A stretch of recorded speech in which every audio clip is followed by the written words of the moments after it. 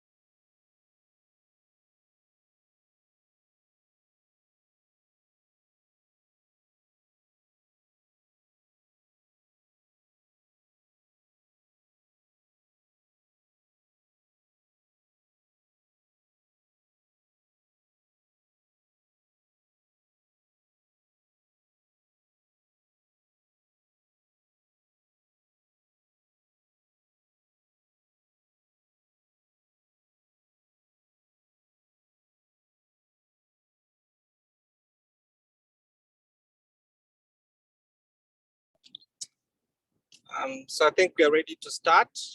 Most of the members have joined in. And I would like to introduce our first speaker. So my name is Edward Kija. I'm a pediatric neurologist from Tanzania, and I'll be moderating this webinar today. And it's my pleasure to introduce our first speaker. Our first speaker is Professor Joe Wimphorst, who is a professor of pediatric neurology and the head of Department of Pediatric Neurology at the Red Cross War Memorial Children's Hospital. She's also the president of International Child Neurology Association, and she has done extensive work on pediatric epilepsy, neonatal seizures, and muscle disorders. And it's my pleasure to introduce her to give us our first talk, and she will give a talk on status epilepticus. Professor Joe, you're welcome. Thanks very much, Edward, and it's great to virtually be in contact with everybody tonight. I hope you can see my slides. It looks like they're up. So we're going to start with the topic of status. We thought we'd dive straight in to a critical area that is part of many of our practices and a major challenge in the delivery of care. And we will then move on to areas around classification and treatment.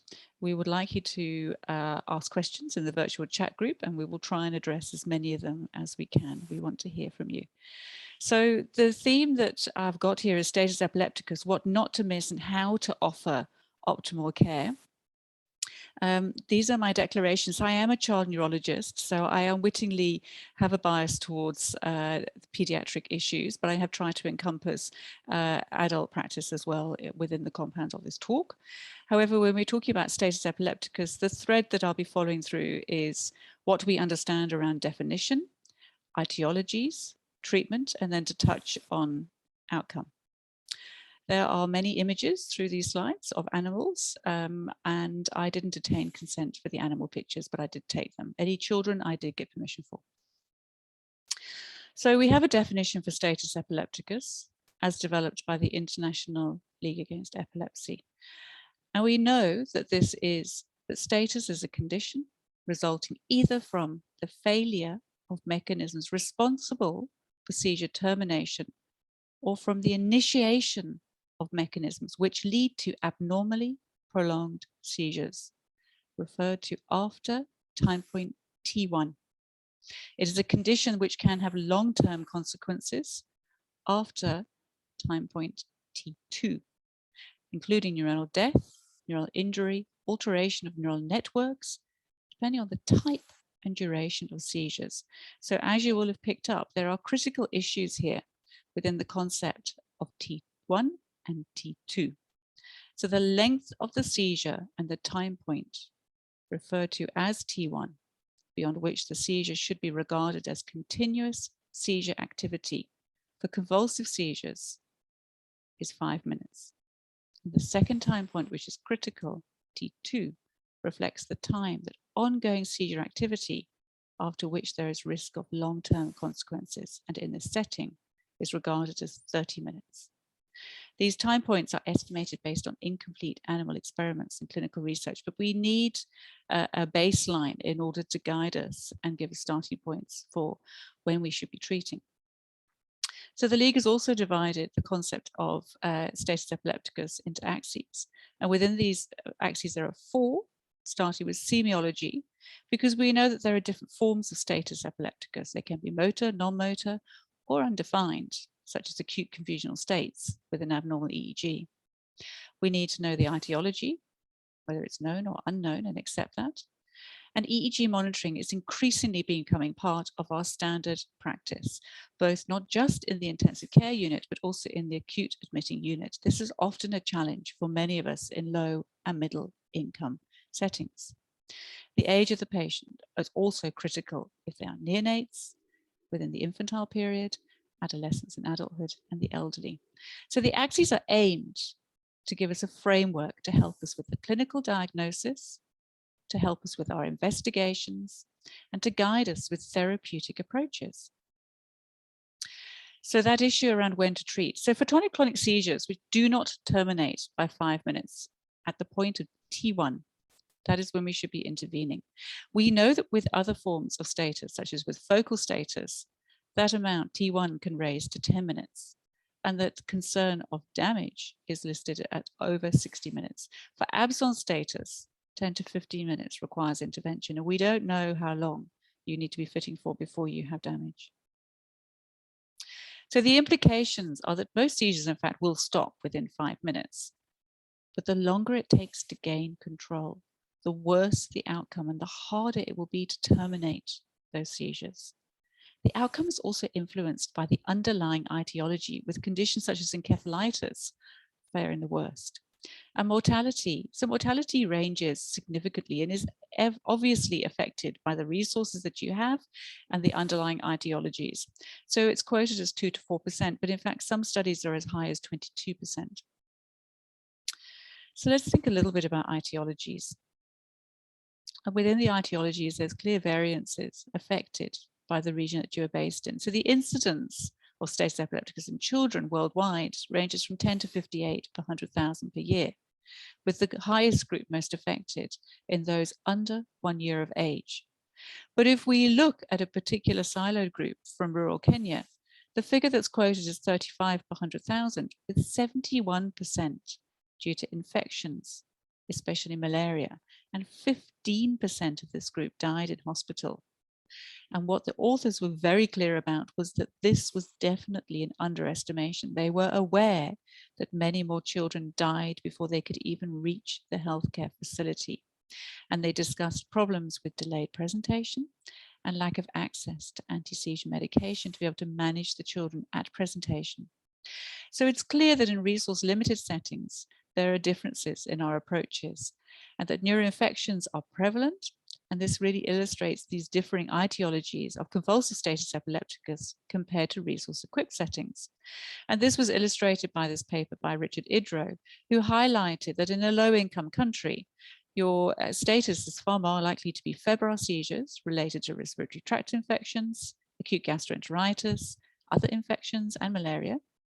Whereas if you were in a high-income setting, epilepsy was far more likely to be a driving force of status, with breakthrough seizures and low anti-seizure medication levels. So can you change the picture?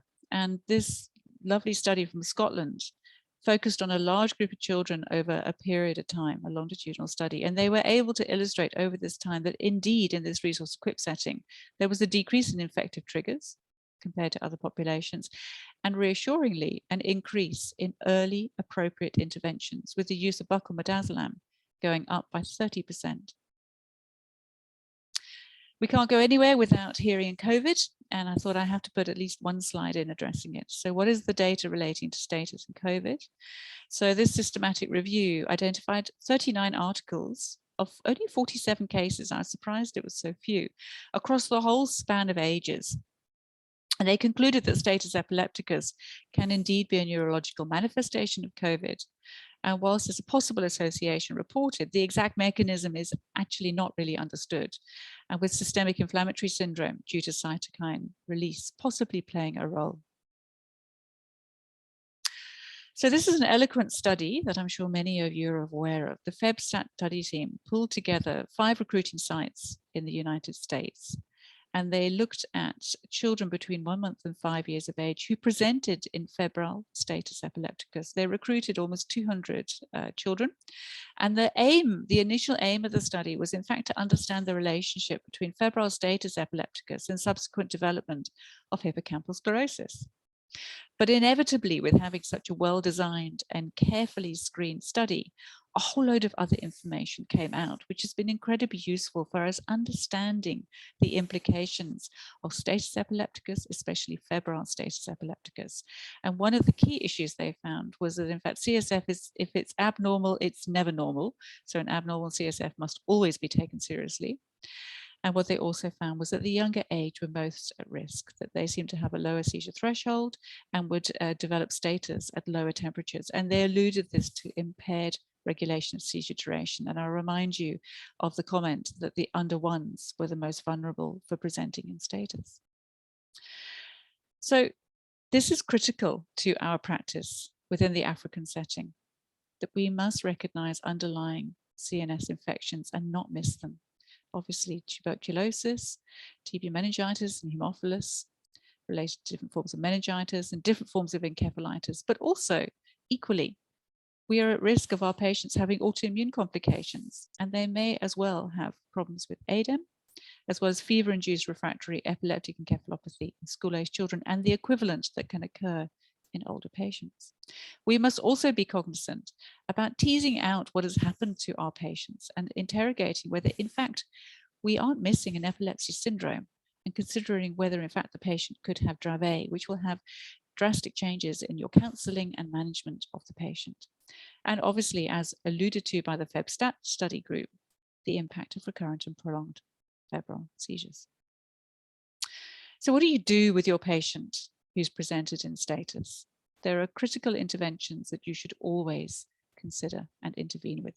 Clearly a glucose. If they're on anti-seizure medications, what are the levels? Toxicology, blood cultures, and LP, where you are considering infection. Neuroimaging is something that we often revert to, but in fact, there's insufficient evidence to promote it routinely, but it is most definitely indicated when you have convulsive status that's unexplained, patient remains unconscious, or you've got new focal neurological signs. And the American Academy of Neurology then teased this out. So this is data from a resource-equipped setting, so there'll be a degree of bias away from neuroinfections. But what they found was electrolyte imbalance were found in about 6%, that in fact they did pick up a reasonable number with neuroinfections, that anti-seizure medication levels were low in almost a third of the patients they saw, that over 3.5% of children had evidence of toxins and over 4% had inborn errors of metabolism. They also picked up that almost half the patients would have abnormalities on their EEGs, which could in fact help determine the nature and localization precipitating electroconvulsive events, and again alluded to the role of neuroimaging. So when we think about these further investigations that are often quite resource constrained in many of the settings we work in, the promotion for use of EEG has been increasing as time goes by, and should definitely be something that we as practitioners are motivating for. So non-convulsive status epilepticus is increasingly recognized in children with acute encephalopathy, and this promotion that continuous video EEG if possible, should be performed for 24 to 48 hours during the acute admission time. We need to remember that MRI is more sensitive than CT. And then the comment about Dravet syndrome is very true. We don't want to miss it. Genetic testing is not routinely available in Africa, but there are ways of motivating for it, and we should be pushing and motivating for conditions where there is precision medicine. So you have a patient that presents with febrile status under 6 months of age, and they clearly don't have an obvious meningitis or explanation, and especially when it's recurrent, Dravet must be top of your list. So what about treatment? So you could break up treatment into the pre-hospital interventions, what happens in the emergency room, in hospital management, and then ICU, where typically anesthesia is involved. And do we have guidelines? So this is an illustration from a few years ago of the range of guidelines from really esteemed centers. And I'm not going to go through all of these in detail. There's a commonality to them, but what is striking is that there's also a variance in all of them. So these are the standard guidelines, which had been developed by the Mayo. I'm sure they've been updated. And here we've got Boston Children's, and this one promotes the use of pyridoxine. And here we've got Philadelphia, and they put in the investigations that you might consider doing, but they've also at this point now brought in levetiracetam, which in fact I think most guidelines have introduced. And then, well, what are the opinions? So this is a little bit dated, but the consistency is actually still there. So this is first-line intervention for a generalized tonic-clonic status. And not surprisingly, there was strong consensus and confidence with the use of benzodiazepines. And I don't think anybody would argue about that or be anxious about that. But as soon as they got to the second-line intervention, it suddenly became a lot more woolly, and they were a lot more uncertain. So in those days, it's 2007, they acknowledged that the main agents that were used were phenytoin, fosphenytoin, and phenobarbital. But you can see by the graphs and the spread, the uncertainty here. And I'm sure if this was done again, we would actually have levetiracetam quite high up on that list. So this is the guideline that is used in my center, and again is different to all the others. And we've aligned this with the ETAT recommendations. What we have always done is promoted for second line back-to-back phenobarbital, but the problem is we've had problems accessing it. It has to be imported. So in periods when the supply goes down, we revert back to phenytoin, but we need other agents. So we've also reverted to putting phenobarbital down the nasogastric tube. And these are the APLS guidelines, and there's paraldehyde, which in fact, as we know, is a great agent, but we don't have routine access to it. So overall, there's varying practices across centers that's related to anecdotal trends and preferences. This is often what decides what happens, and is only evidence-based at certain stages, and is typically driven by capacity. So what is the evidence for what we do? So level 1 intervention, benzodiazepines, in fact, have strong supporting evidence. And you can't really go wrong with starting with your 2 doses of benzodiazepine in the acute presentation of T1, of convulsive status. So IV lorazepam is the one that's been most promoted, but it has to be kept in a locked fridge, which is not always viable for many of us. But so, in fact, having a unit that just reliably uses the same source and access of a benzo is probably going to be as effective for good sustained care. To remember that you shouldn't go over 2 doses and to give the correct dose. So there's good consistency and good study data to support that practice, and there's similar recommendations in adults. In our setting, getting intravenous access is often a challenge, and there's great data to support that you can use other routes such as transmucosal pharmacological therapy, and midazolam has been demonstrated to be highly effective both intranasally and by buccal routes. So again, if you have a system, use it well and be good at that system and be consistent. As I said, paraldehyde is a great agent, but is not readily available to many of us. So when you head into level 2 intervention, it gets harder. So this is typical practice in many regions of the world, especially the lower middle income countries.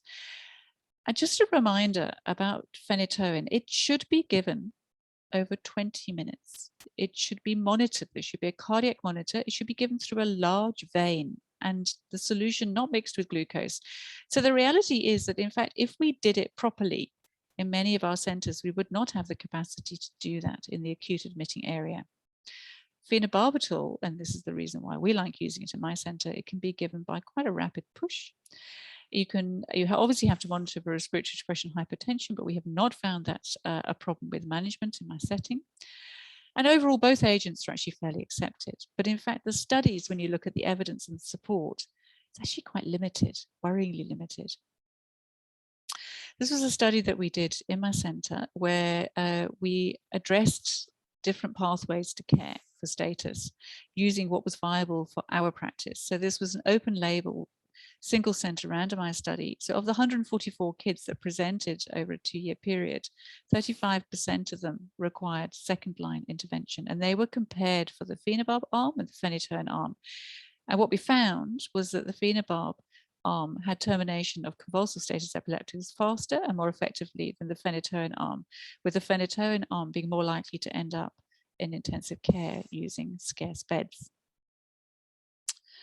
And when we look at this data further, looking at practice in adults, this systematic review and meta-analysis found that of the 10 randomized control studies, intravenous phenytoin was found to be significantly inferior to other medications in terms of cessation of seizures, although there was no significant differences in mortality or neurological outcomes.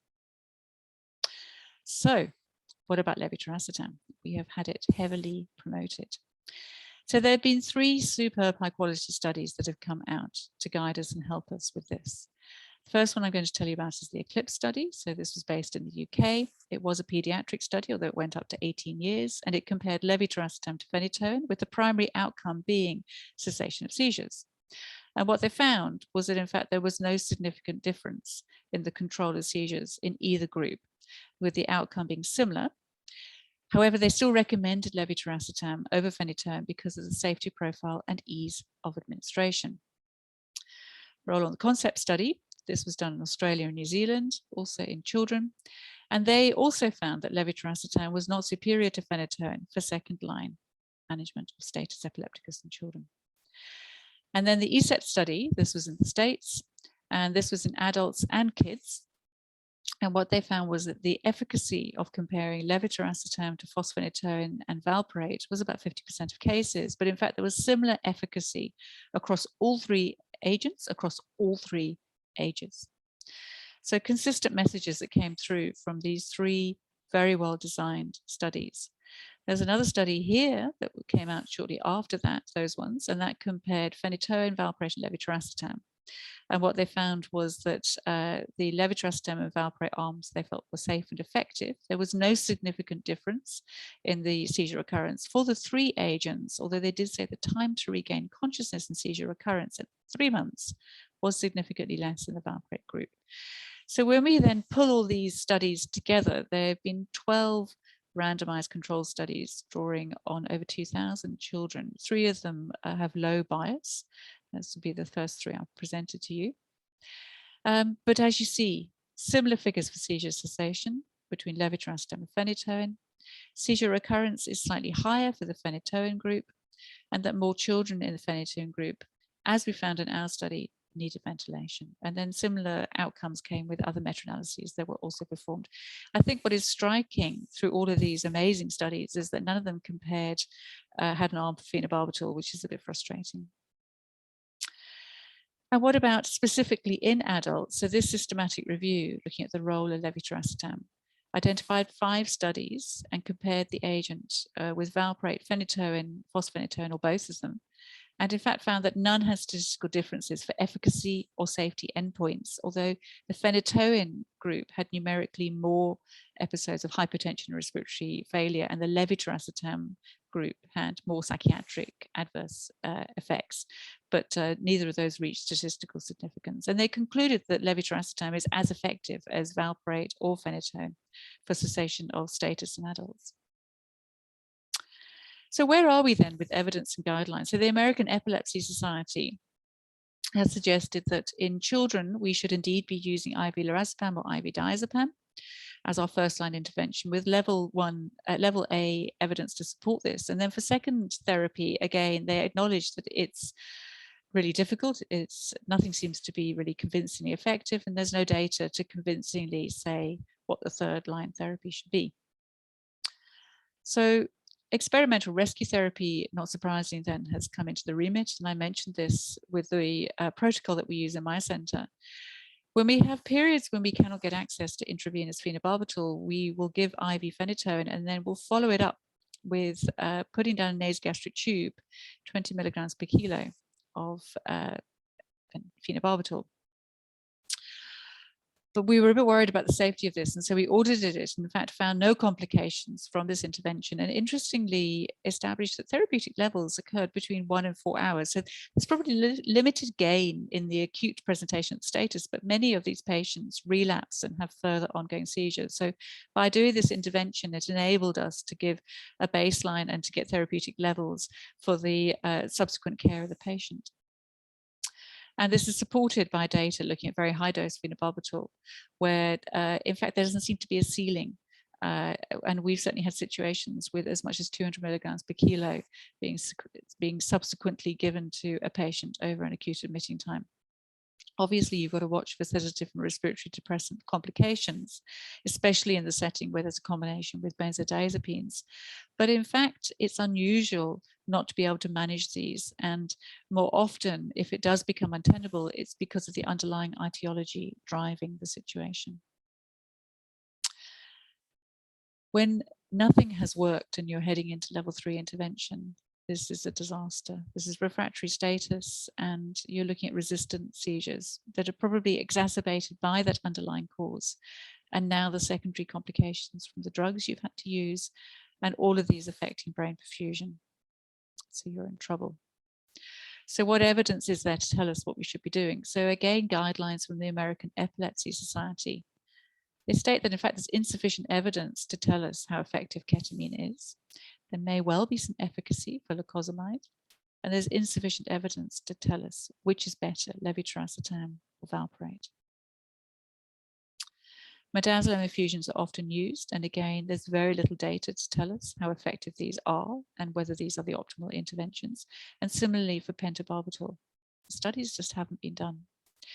Likewise for the last drug added, we don't know which would be the optimal agent to use. There's no pediatric studies looking at propofol, and in fact, the group recommended avoiding it in the under 16-year-old age group. An important message to get over in the under 3s with refractory seizures to always think about whether there could be a pyridoxine dependent or deficient state that might respond.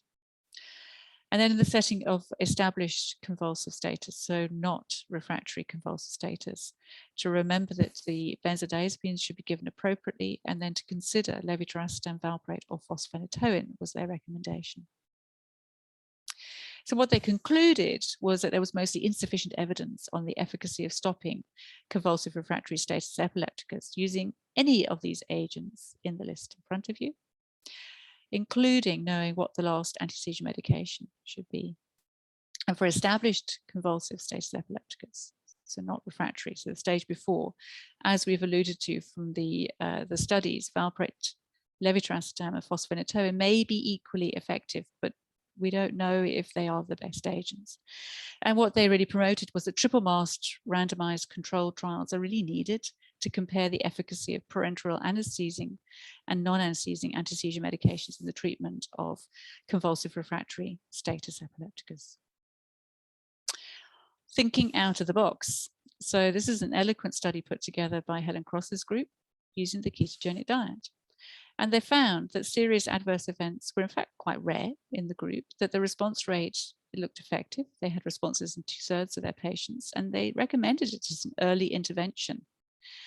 How should you give it? So not surprisingly, this group in this recent paper compared having parenteral versus enteral induction of the ketogenic diet.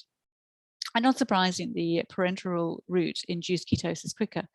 But actually, there was no difference in the efficacy or duration of its impact on super-refractory status epilepticus, which is reassuring because in our setting, I think we're a lot more likely to be able to induce it enterally than parenterally. And what about therapeutic hypothermia? So this is supported by experimental evidence. We know that it has a neuroprotective and anti-seizure effects. This is mainly based on animal studies, but it seems to have significantly less neural damage and also decreased seizure frequency and duration when hypothermia is induced. There's very few clinical reports, but overall it seems to be well tolerated with good immediate efficacy, although 50% of the cases relapsed with rewarming. And the authors really promoted that more studies are needed. So I just want to close with a few comments about benzodiazepine resistance.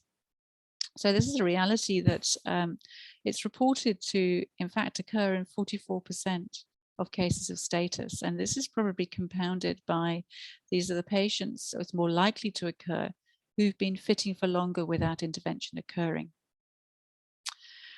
And this group with benzodiazepine resistance are the ones that are more likely to end up needing intensive care. So they're a really worrying group. So this was a study that we did, taking from bench to clinic and analyzing reasons for benzodiazepine resistance. And one of the markers that the group found was that if a child had been fitting for 60 minutes at the time of presenting to hospital, having had no interventions done, then in fact they were far more likely to be in that benzodiazepine resistant group. And this group suggested that in that setting, we should maybe not wait around doing the benzodiazepines, that actually we should go straight to phenobarbital. So that's not written in stone. I'll leave that for you to mull over and think about, but it's a really interesting case. And they basically put it forward saying that we shouldn't be delaying what is likely to be a more effective intervention. So this is another really important message that came through. So the ESET study group went back and they looked at what had been assumed to be accurate and standard intervention. So this was where they were comparing second-line medications on the assumption that appropriate 2 doses of benzos had been given before they did this.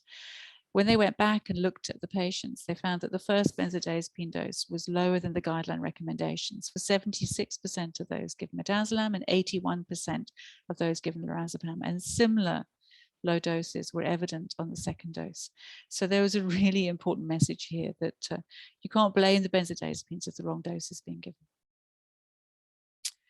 And we wonder about outcomes and we wonder about expectations. So this is a very nice scoring system that really combines features relating to the premorbid state, what we know about the abnormal EEG, evidence of drug refractoriness, how sick the patient is, and the semiology. And putting all of these into a calculator, it can give us a score for mortality and poor outcome, both at the acute hospital admission time and also at discharge points. So overall, we still do not have the ideal approach for status epilepticus. But beyond the agent challenges, we also need to focus on prevention of etiologies, early access and intervention, access to drugs and support infrastructure. We also need to aim to develop viable, locally adapted protocols. They need to be effective, rapidly acting, easy to administer, and cheap. And if we try to put together a plan, we should have 2 key targets. One is the rapid identification of those underlying etiologies that will affect your treatment and affect your prognosis. And the early initiation towards terminating status. We know that this will decrease morbidity and mortality. What can we say? Well, we can confidently say level 1, give benzodiazepines. Level 2, you might think about phenytoin, phenobarbital, levetiracetam. Level 3, other medications. Inevitably, we end up doing a pharmacological coma induction, but we don't know if that's optimal care. Thank you. We'll stop sharing now and hand over to Edward. Thank you very much, Joe, for a very wonderful talk overview on updates and the current evidence on management of status epilepticus, which is a quite challenge globally and particularly in areas where resources are limited. So I would like to take this opportunity now to welcome our second speaker. And our second speaker is none other than Professor Helen Cross. Professor Cross is a professor of pediatric neurology who works in London, United Kingdom. and he's also the current president of International League Against Epilepsy, and she'll be talking about epilepsy syndrome classification. Professor Cross, you're welcome. Thank you very much, and thank you very much for having me this evening. Let's see if I can share my screen, and hopefully you can see my slides. Okay, so thank you. It does give me great pleasure to talk this afternoon to you all, and particularly on this topic with regard to epilepsy syndrome classification. And I know that many of you will followed over the years the different classifications that have occurred, courtesy of the International League Against Epilepsy. And this is another step forward that I want to highlight and illustrate to you as to how it may work. So of course, epilepsy classification is not new. It was 1964 when the very first international classification was proposed by a small group working within the confines of the International League Against Epilepsy. And as many will know, there have been various publications with regard to reiterations, most notable those in 81 and 85, and also 89, looking at seizure types and indeed epilepsies, the syndromes. And then in 2001, there was a proposed diagnostic scheme of looking at a 5-axis scheme for diagnoses, when actually epilepsy syndromes were listed but weren't formally acknowledged. The overall purpose of the classification is for clinical purposes, although of course we want a common international language, not only for clinical purposes, but also for research. And what we're looking to do is provide a common language that can be used for meaningful exchange of ideas. Research into the causes and mechanisms isn't a prominent focus of the classification. The idea is that we all know what we're talking about or on a level playing field when we're talking about whether it be seizure types, epilepsy types, or indeed epilepsy syndromes. But it's not been plain sailing, and many may groan when you think, oh, not another classification, we're changing things again. The idea isn't to change things, but actually to move with the times, move with the new emergence of ideas, investigations. And I think that can be illustrated even by this documentation of from following the first classification in '64, that the Commission in the International League appreciated that all attempts at classifications are hampered by limited knowledge of the underlying pathological processes within the brain, and that any classification must of necessity be a tentative one and will be subject to change with every advance in scientific understanding of the epilepsy. And of course, there won't be agreement with everything that is proposed. The idea is coming to a consensus with regard to consistent terminology, and again illustrated in this response by a very eminent neurophysiologist, in that it is his feeling that the crucial information on the true pathophysiology is still lacking, and will consider any attempt towards its formulation in more definite terms as premature, if not misleading. There will always be ongoing discussion and debate, and the idea is we have something we can move forward with, but review in due course. Of course, we have definitions that have been published over time. An epileptic seizure, the definition doesn't change: a transient occurrence of signs and or symptoms due to abnormal, excessive, or synchronous neuronal activity in the brain. This definition published in 2005, and of course still stands. And epilepsy being a disorder of the brain characterized by an enduring predisposition to generate epileptic seizures. The definition of epilepsy requires the occurrence of at least one epileptic seizure. And by definition, if you're saying a predisposition to generate epileptic seizures, at least 2 epileptic seizures.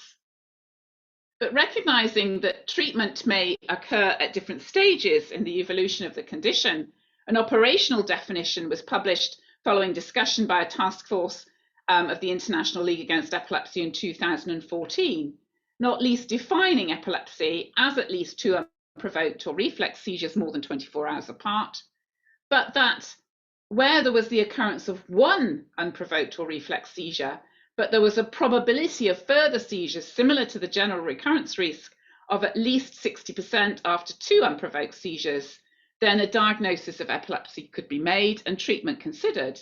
And of course, there's the issue of a diagnosis of epilepsy syndrome, some of which don't necessarily manifest as epileptic seizures, but perhaps ongoing epileptiform discharges.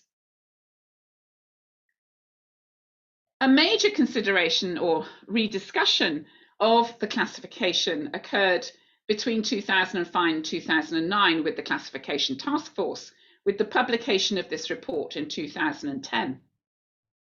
And here, there was a discussion as to whether we should utilize the term classification or whether we should utilize the term organization, in view of that it wasn't a true biological classification as we would see in botany or other aspects of nature, for example. And there was a big change with regards to revised terminology and some concepts that were important. Not least, the ongoing discussion about the definition of a focal onset seizure and a generalized seizure. And of course, the terminology, the fact that we wanted words to mean words, and therefore the terms complex and partial, originally complex and simple with regard to focal onset seizures, were eliminated back in 2001, although they continue to be used. But instead of partial, the terminology focal used, being more easily understood. And that a focal onset seizure originated within networks limited to one hemisphere, and that it could be discretely localized or more widely distributed. And a generalized seizure would originate at some point within and rapidly engage bilaterally distributed networks. The ongoing discussion about whether a generalized seizure involved the whole brain at the same time all at once, this alleviated that concern. And it could include cortical and subcortical structures, but not necessarily the entire cortex. And there was some redefinition of syndrome. There's still a useful entity, a group of clinical entities that were reliably identified by a cluster of electroclinical characteristics. So essentially, these were electroclinical syndromes. And the allowance that patients whose epilepsy did not fit the criteria for specific syndromes could be described with respect to a variety of clinically relevant factors, knowing that actually there was quite a few individuals where they didn't fulfill true syndrome criteria as were recognized at the time. Following a lot of discussion and evaluation in the next term of the International League, these two further papers were produced. One, the top paper dealing with the classification framework, building on the acknowledgement of changes of terminology and building on the importance of etiology or underlying cause with regard to the epilepsies, and also the classification of the seizure types with a parallel paper that was a glossary of terms. This is the classification framework. You can see that the seizure types are integral to this, that the etiology is important, but there may be then go on to epilepsy types where there may be focal, generalized, combined focal and generalized or unknown, but that the epilepsy syndromes are still important. But also important are the comorbidities that we so often see and are integral to the disorder, may be closely related to the etiology causing both the seizures and the comorbidities. The seizure types, of course, were redefined, not looking at the new terminology, focal, generalized, and of course, unknown onset. And these criteria were based on clinical criteria for which other information may support the seizure type in due course, trying to recognize that this could be applicable to any setting, whether it would be resource poor or resource rich. And in view of that, having a basic version where we may have quite limited information with regard to the onset of the seizures, or the more detailed, more complex version with definitions of different types of focal, generalized or unknown onset seizure. In the 2010 paper, there was a lot of discussion about where epileptic spasms sat, and in fact it sat within a category of its own. But here you'll see that the epileptic spasms can be of any onset, whether it be focal, generalized or unknown onset, and therefore sit within the three different types. And the other notable terminology that changed was the fact we no longer use secondarily generalized seizures. It's focal to bilateral tonic-clonic seizures. Again, avoiding confusion, as there is a difference between secondary generalized and secondarily generalized, which I think I only determined when I was reading papers, whether it be due to an underlying pathology or evolution to tonic-clonic seizures. So focal to bilateral tonic-clonic is much more descriptive. But having gone through the framework and in fact defined seizure types in more detail, it was recognized that the syndromes, although integral to the whole classification framework, regardless of the fact that we had increasing awareness of underlying cause, these electroclinical syndromes are important. And we've never to date had a recognized definition of these individual syndromes within the International League Against Epilepsy. That said, in pediatrics particularly, we rely on our syndrome diagnosis. And from that, that gives us a lot of information with regards to overall prognosis and, of course, which treatments we may embark on. Syndromes, of course, are not new. They've been well recognized even before the first ILAE classification in 1985 of the epilepsies.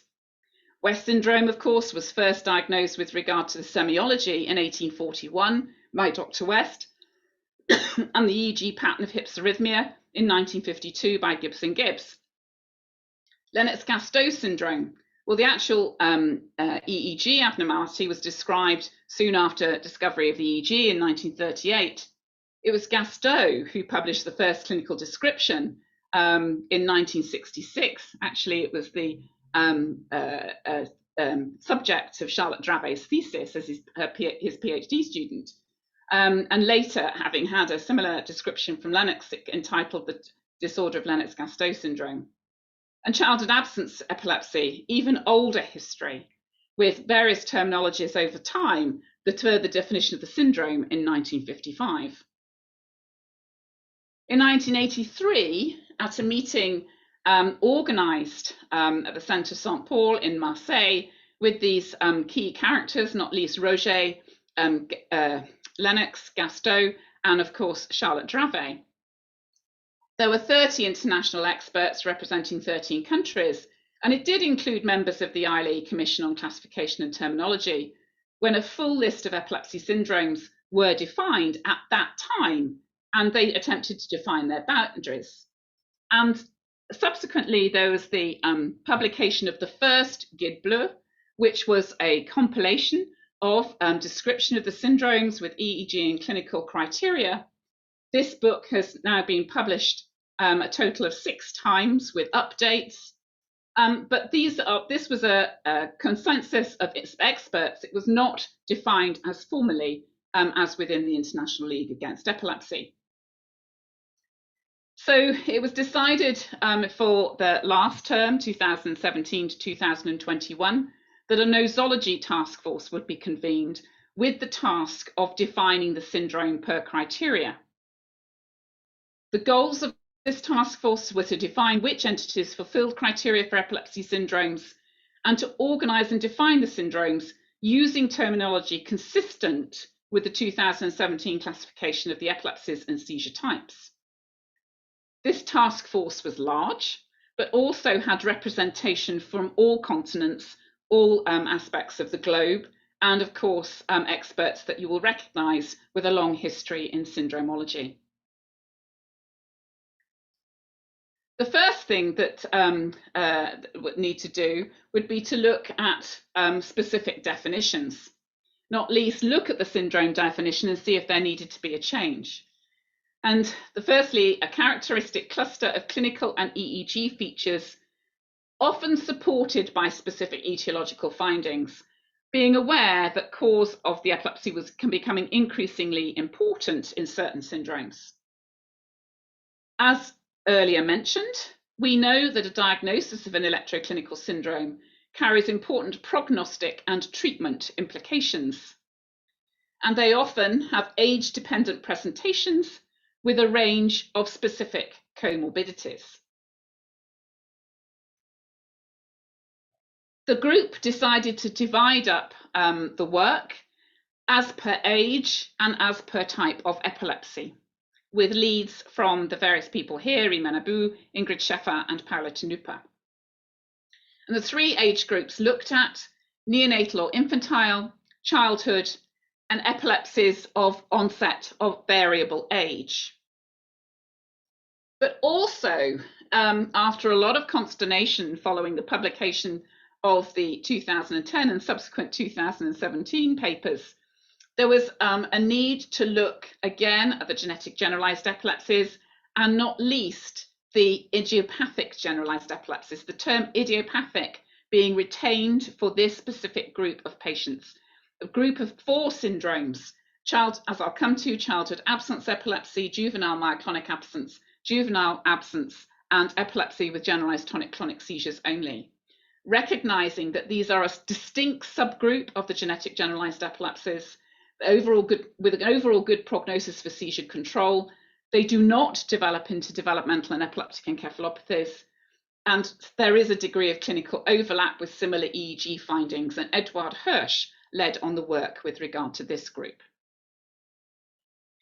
There was a series of guiding principles, not least that terminology must be consistent with the 2017 publications, that there would be a delineation of typical features of each syndrome, as well as a range of accepted findings, that would be a clear lexicon utilized, an avoidance of named syndromes, people's names, where possible, that this resource and what was described should be available worldwide and applicable to both resource-limited and resource-equipped regions, and identify groups of related syndromes to each individual.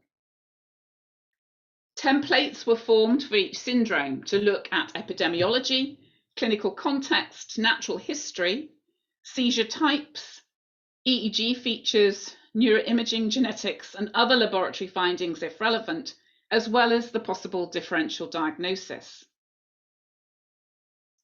And the resources utilized included diagnosis.org, of course, that was developed as the diagnostic manual and being utilized on the website for teaching purposes, but also the most recent edition of the Epileptic Syndromes and Infancy at Childhood and Adolescence, the Guide Bleu, as well as literature review through to July 2019, reviewing cohorts and case series.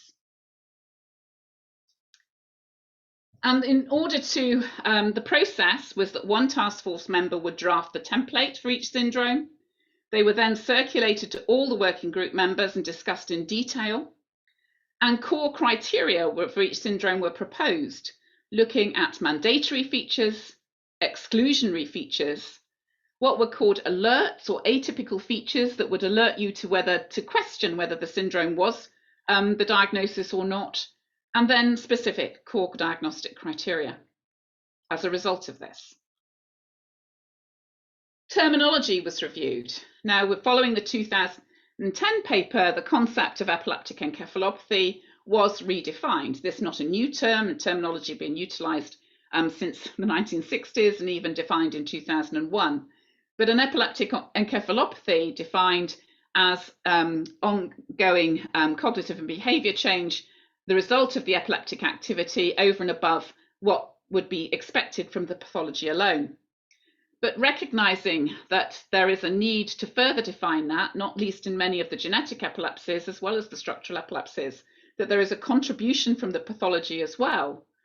The term developmental was also added, and the term developmental and epileptic encephalopathies was defined now as to refer to disorders where there is a developmental impairment related to both the underlying etiology, independent of epileptic activity, and the epileptic encephalopathy. Other terminology that was introduced was self-limited epilepsies, the terminology benign, now not utilized, and etiology-specific syndromes, which could be self-limited or developmental and epileptic encephalopathy syndromes. There is also a concept of syndrome without laboratory confirmation, which could be utilised in resource-limited regions only, where there's limited access to EEG, MRI, or other testing. An example of this would be a developmentally normal 8-year-old with a history suggestive of typical absence seizures as the sole seizure type that could be diagnosed as childhood absence epilepsy without EEG if they had a witnessed absence seizure following hyperventilation. But this is not applicable to all syndromes, and some cannot be diagnosed with reasonable certainty in the absence of certain investigations. And the etiological-driven syndromes such as mesial temporal lobe epilepsy with hippocampal sclerosis is one such example, as you can't diagnose that without an MRI. And another concept that was brought in was syndrome in clinical evolution, used early in an epilepsy course for syndromes that typically lack the critical diagnostic features at onset, but that take time to evolve. This is important because if you suspect a specific syndrome, as time goes on and as precision therapy becomes available in certain syndromes, it may allow earlier treatment. And again, it's not applicable to all syndromes. An example is Rasmussen syndrome prior to the onset of clear neuroimaging abnormality. So following the diagnostic criteria that are set out with the mandatory features, the exclusionary features, and the alert features, these syndromes with these particular criteria were looked at utilising a modified Delphi process. And this is a systematic method for compiling experience-based opinion from a group of experts to arrive at a high level of consensus and to minimise bias. And it meant that we were able to put this information out beyond the Nosology task force to a much wider range of experts from all ILAE regions. You can see that we had a final Delphi panel of 54 individuals, 36 paediatric and 18 adult only, that to gain that consensus, and you need to reach consensus for each item for at least a certain percentage in order for it to be carried forward. And so we came up with the list of syndromes, and there will indeed be 5 papers outlining, firstly, the methodology, and subsequently the neonatal and infancy syndromes, secondly, those of childhood, and thirdly those of variable age in onset, and fourthly, idiopathic generalized epilepsies.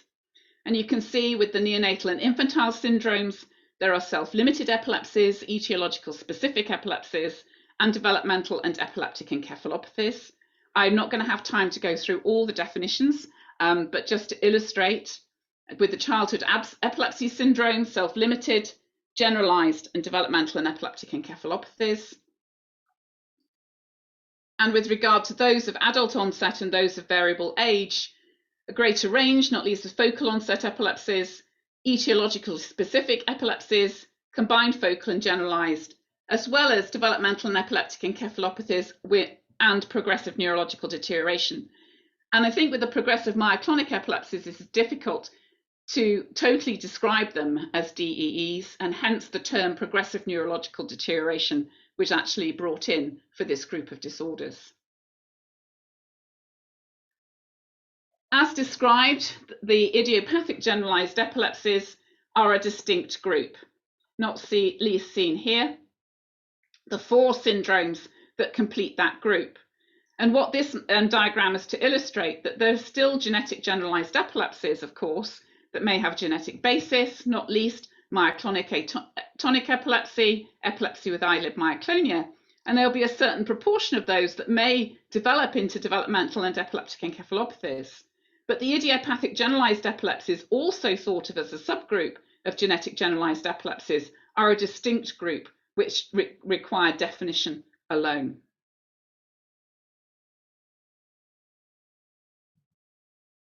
And just to give an example as to how the situation works, here one of the most common epilepsies in childhood, self-limited epilepsy with centrotemporal spikes, otherwise now known as SILEX. Mandatory for diagnosis are focal onset seizures and centrotemporal discharges on EEG.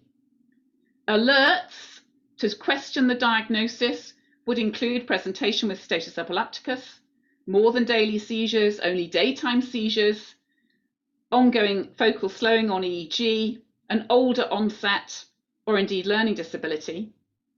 And those that really would be red flags with regard to diagnosis and against the diagnosis would be awake generalized tonic-clonic seizures, atypical absence, onset under the age of 3 or greater than 14, regression with CSWS, continuous spike wave of slow sleep, or indeed a lesion on MRI. As time has gone on, yes, there has been a definition of the syndromes, but it's recognized that there are an increasing number of etiologically specific syndromes that should be so described. And these are epilepsies due to a single cause, a single etiology that have a distinctive phenotypic spectrum. Examples of genetics are monogenic variants in CDKL5 with CDKL5-DE or PCDH19 clustering epilepsy, structural medium temporal lobe epilepsy with hippocampal sclerosis, gelastic seizures with hypothalamic hamartoma, immune or inflammatory Rasmussen syndrome. But as these are increasing in their number, there needs to be further work, and this is work that is going to expand over the next 4 years within a terminology task force to look at these in more detail and further define the list. Where we are now is that there are 4 position papers that were originally made available on the ILAE website for comment over a 3-month period last summer. Comments were taken. New task force was formulated, which was 50% members of the original task force and 50% new members, again from a representation from all continents of the world. And looking at those comments, modifications made as appropriate, with a further Delphi process undertaken for some of those comments. And they have now all almost been completed and are being submitted for publication. There is also a methodology paper summarizing the process and indeed the overall syndromes listed. So in conclusion, the syndrome recognition is critical for guiding investigations, selecting optimal therapies and providing an accurate prognosis on seizure outcomes and comorbidities.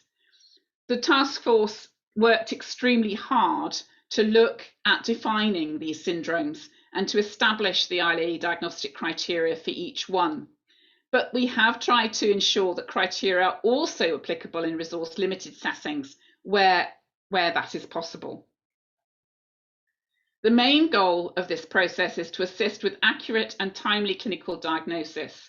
As I've said, mainly to choose optimal therapies, but also to provide accurate counselling with regard to prognosis. The etiologically specific syndromes are increasing in number, and this really needs further work, which is going to proceed over the next 4 years.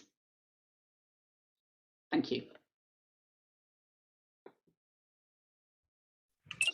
Thank you very much, Professor Helen Cross. Once again, a very enlightening and educative session. Thank you very much. Please, for all the attendees, if you have any questions, please write them in the chat box, and we'll read them at the end of the talk.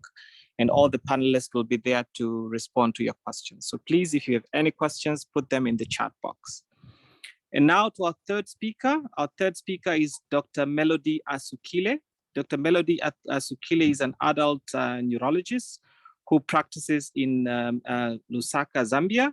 And she's also the head of the EEG lab in Lusaka. So Dr. Melody, the floor is yours. Hello, everyone, and thank you for this opportunity to share on this platform.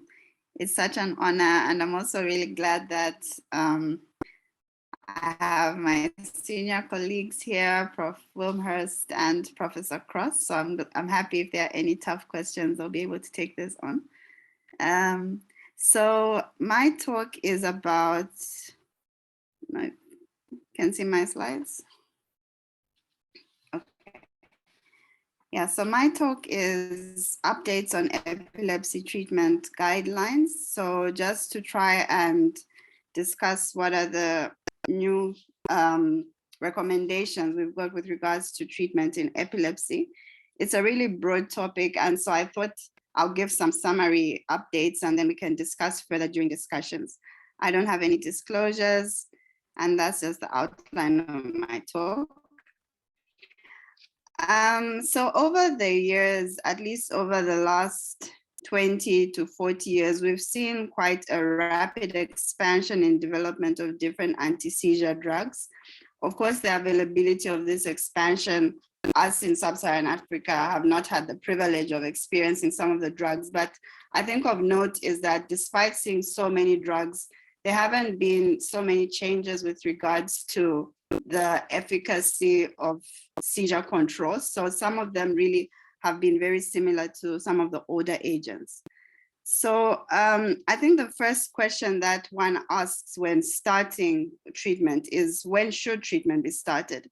And it's not a simple question to answer because epilepsy treatment is usually needed long-term, and in some cases it's lifelong. And yet the impact of this medication on our patients have long-lasting consequences. So one question we want to answer, as Prof. Cross was showing us about classification of epilepsy, is, does this patient that we want to start treatment on have epilepsy or not? And we've seen that with time, these definitions have changed. And so the first question we want to answer is, does our patient have an enduring risk of having recurrent seizures? And the key points of anti-seizure drug treatment that we must think about is, when we are starting a drug treatment, our goal is to achieve seizure freedom. So we want to stop seizures, but at the same time, limit the adverse drug reactions that the patient has. And so as we choose a drug, that is our primary concern, is, are we choosing the right drug for the right type of seizures and one that will give us the least side effects? Additionally, it's important to note, though, that there are times when you might be titrating to effect, so to try and stop the seizures, but then this gets limited by all the potential adverse reactions that might come about. And so this is just a table which highlights some of our priorities when we are considering which drug to use in a patient who has epilepsy. I think for us, as many of you will attest to, is one of our biggest challenges is there are so many drugs available.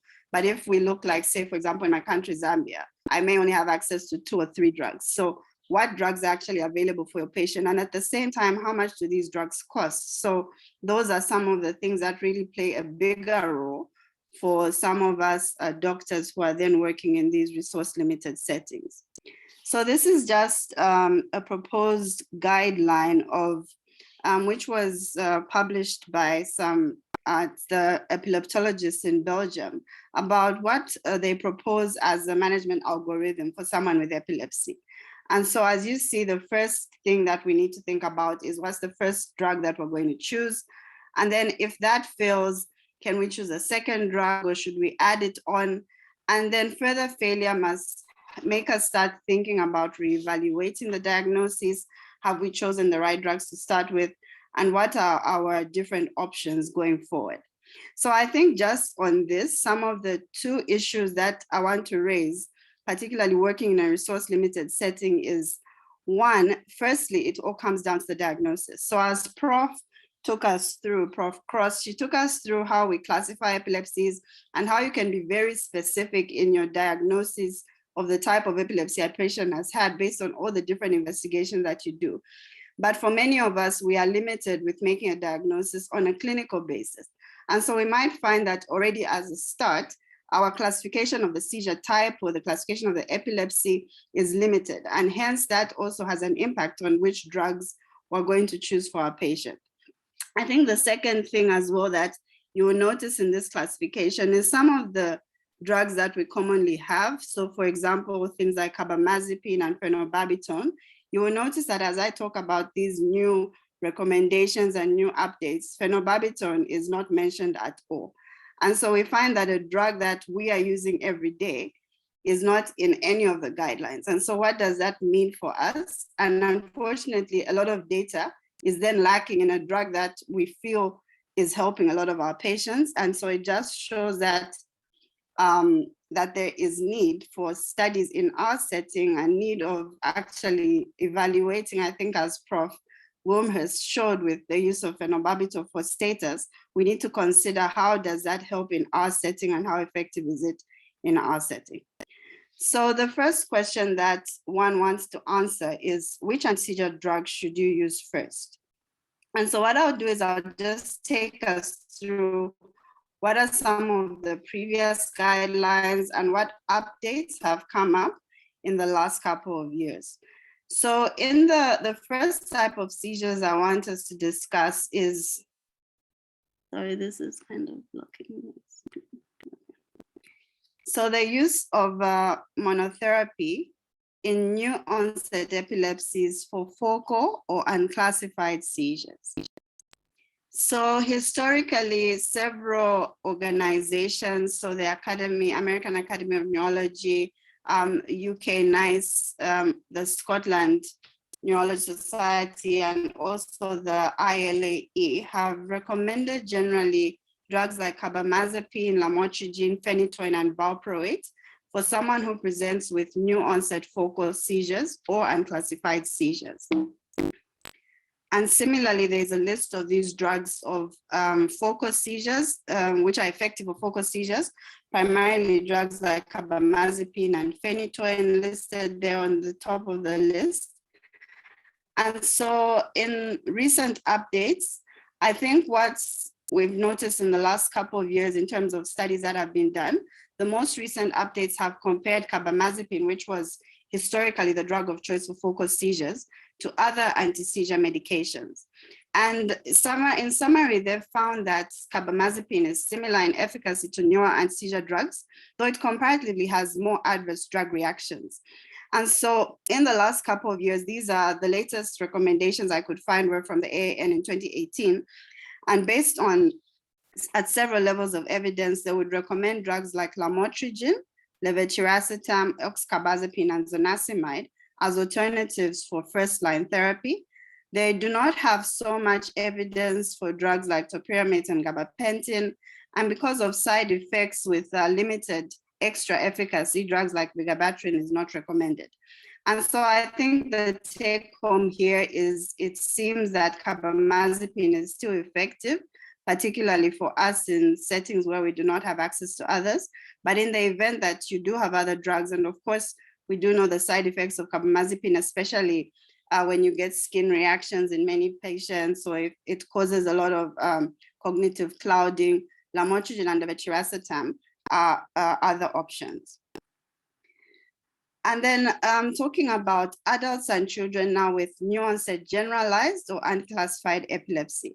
So the update from the previous guidelines is that there was a study, though this was quite a couple of years ago, the SANA study, which was a multi-center trial, which was comparing valproate, lamotrigine, and topiramate. And so in this group, they were looking at predominantly generalized seizures or unknown class of seizures. And it was found that valproate and lamotrigine were actually superior to topiramate with regards to time to treatment failure, which was described as withdrawal from treatment or having breakthrough seizures while on treatment. It was also noted as something that I think we've known as well from the past was that valproate remains superior for the idiopathic generalized epilepsies. And one of the things that we found as well in the couple of years from the different studies is that drugs like carbamazepine and phenytoin could potentially worsen generalized tonic-clonic seizures or myoclonic seizures, and so may not quite be recommended if you're considering purely generalized epilepsies. But as I've said, this already starts as a challenge for us because to start with, you may not have quite classified your seizure type. And then another thing we note at this point is that then we have paucity of information as to how phenobarbital could then be used in this situation. But I think from just personal or rather historical experience, people may then use phenobarbital in a situation of generalized seizures in terms of the first drug they would choose. So there were no changes made to recommendations, however, because as you can see, this particular study I've cited, it was an open label study. And so there were concerns about the risk of bias from the data that was collected.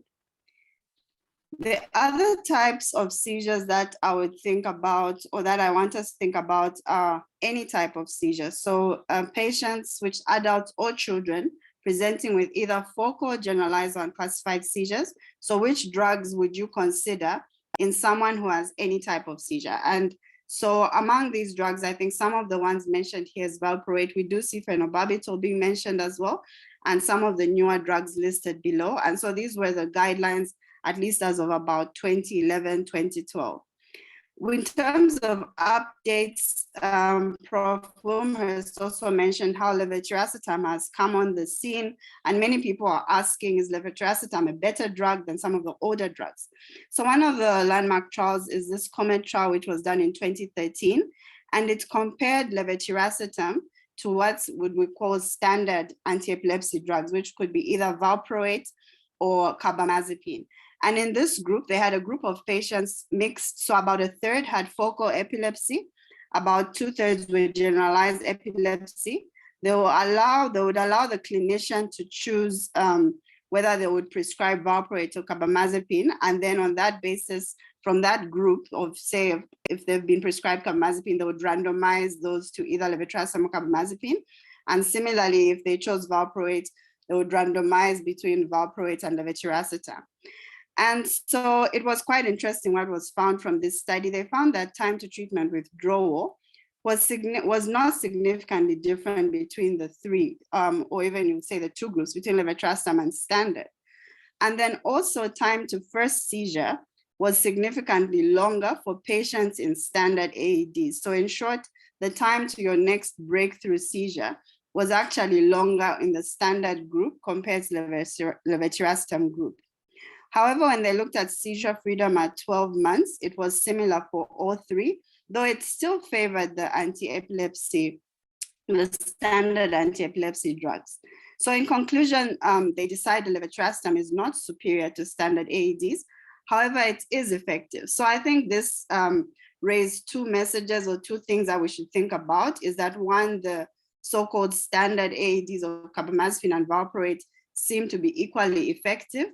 However, the fact that levetiracetam is also effective does give us a new option. And in terms of where we're thinking, as we now know valproate is contraindicated in women of childbearing age.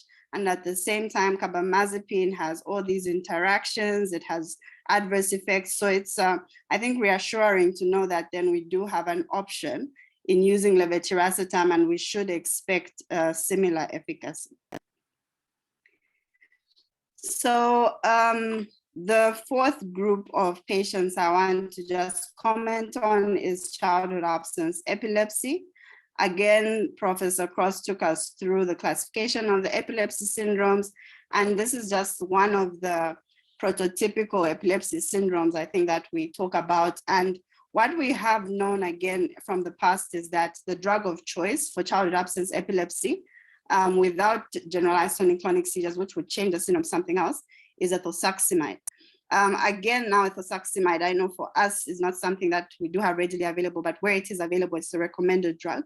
So what have we found in the last couple of years? So some trials have been done, and one key trial that's mentioned in the current recommendation is a trial in 2013, published in 2013, where they compared ethosuximide to valproate and lamotrigine for childhood absence seizures.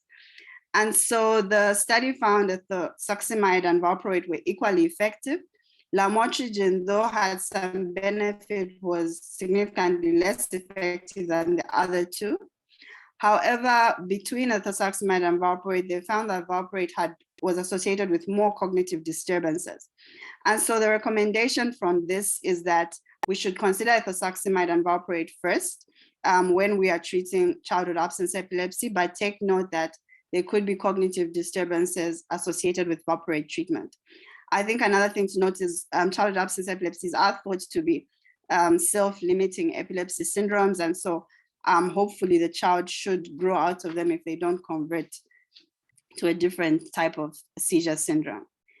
So the next thing I also wanted us to think about with regards to updates is, what do we do next when initial monotherapy fails? So this is now another question that a lot of the guidelines and the updates are trying to answer. So about 50% of a typical adult, so again, my bias is to adults, but thankfully the profs will be here to speak about the children as well. So 50% of a typical adults should achieve seizure freedom without intolerable side effects on the first anti-seizure drug that you've selected. So this is great, but then that means half of our patients might not respond to the first drug. It's those who do not respond, we always need to think about what could be the reasons for their lack of response. Could it be intolerable side effects? And does it mean we need to consider withdrawing and trying a different one? But thinking about cross-reactivity. So for example, if someone's on carbamazepine, it might not be beneficial to then put them on oxcarbazepine, which is very similar in terms of the mechanisms and the structure. Is it because of the lack of efficacy? And when we talk about lack of efficacy, again, we need to think, is the patient taking the medicine as they're supposed to? Have we made the right diagnosis? Have we prescribed the right anti-seizure drug for the epilepsy that that patient has? And if that's the case, then we need to possibly consider adding a second drug. And so these are some of the questions. So in the current guidelines, particularly this is published by the AAN, of drugs that they recommend as drugs that you would use as adjuncts. So these are drugs that you would add to a current drug that you already have. And they recommend all these different drugs, gabapentin, lamotrigine, levetiracetam. Then they also break it down in terms to whether it's focal monotherapy, a drug that you could try second, if say the first one that you tried didn't work. They mention idiopathic generalized epilepsy. In this case, only topiramate is actually recommended. And then this is for Lennox-Gastaut syndrome. And then they talk about adjuncts in pediatric focal epilepsies.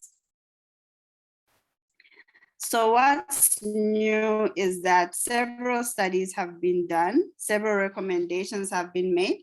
I didn't actually put the levels of evidence here, but I listed the drugs in terms of what they think is most effective and then to what's possibly least effective. And so these studies, though, just to note, this was adjunct therapy in adults with focal epilepsy. A couple of these, especially in this first study with the pregabalin particularly, they were looking at elderly patients over the age of 60. So difficult to say if it generalizes to other populations. But we see the use of pregabalin. We see a new drug that's recently come in, perampanel, which has been approved for adjunct or additional therapy in focal seizures.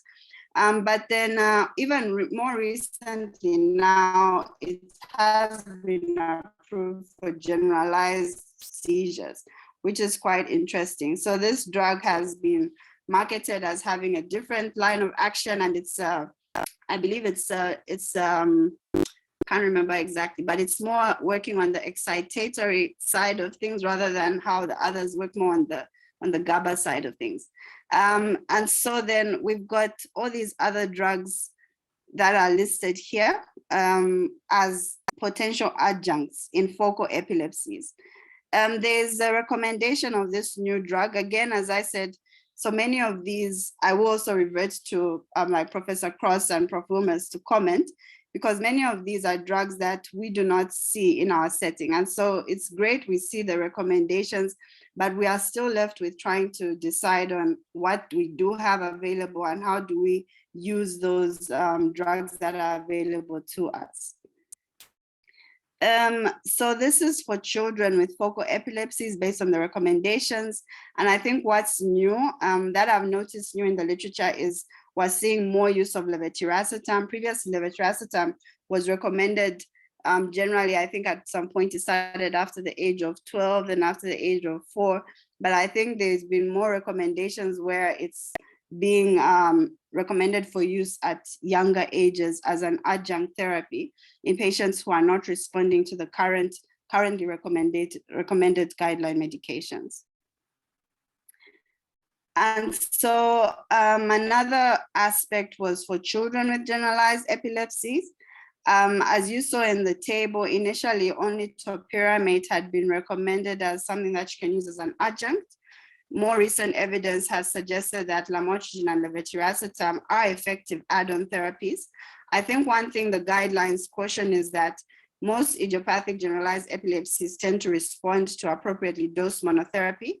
So it's always important that we reevaluate whether one, you've made the right diagnosis, and then perhaps there might be a role of, if one drug is not tolerated, there might be a role then of using an alternative drug as a monotherapy.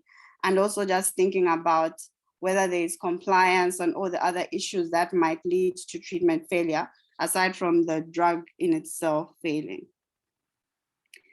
This is also about Lennox-Gastaut. So what's new in Lennox-Gastaut? I think Prof Cross talked about the complexity of the Lennox-Gastaut syndrome, and also the complexity about some benefit in adding the newer drugs like rufinamide or clobazam, which is a more longer acting type of benzodiazepine. I think hopefully we can hear more if there's in terms of treatment approaches. So I'm not a child neurologist, so this is essentially anyway what the recommendations are suggesting at the moment for Lennox-Gastaut adjunctive therapy. And so another thing I thought would be important to touch on are some of the special populations and the considerations we need to have for them when treating epilepsy. And one big group, well, half of the world's population or more, is women. So women and epilepsy. So the main challenge I think that raises concern for women when we treat with epilepsy is what is their risk to pregnancy? What is the risk to their unborn child when they are pregnant? And so tonic-clonic seizures may be harmful both to the mother and the fetus. And so it's very important that we think about keeping the epilepsy controlled for a woman who has epilepsy. And so pre-pregnancy seizure control is the most important predictor of seizure control during pregnancy. So how well the patient's seizures were controlled before pregnancy will guide you in terms of what to expect when they are pregnant. One thing that's important to note is that there is a potential of drug levels declining during pregnancy, and drugs, especially like levetiracetam and lamotrigine and oxcarbazepine, have been implicated in this reduction of drug levels. Where possible, it's suggested that you do drug levels during pregnancy. Where not possible, you may want to consider increasing the dose. You may want to, because you really don't want the woman to be having multiple seizures.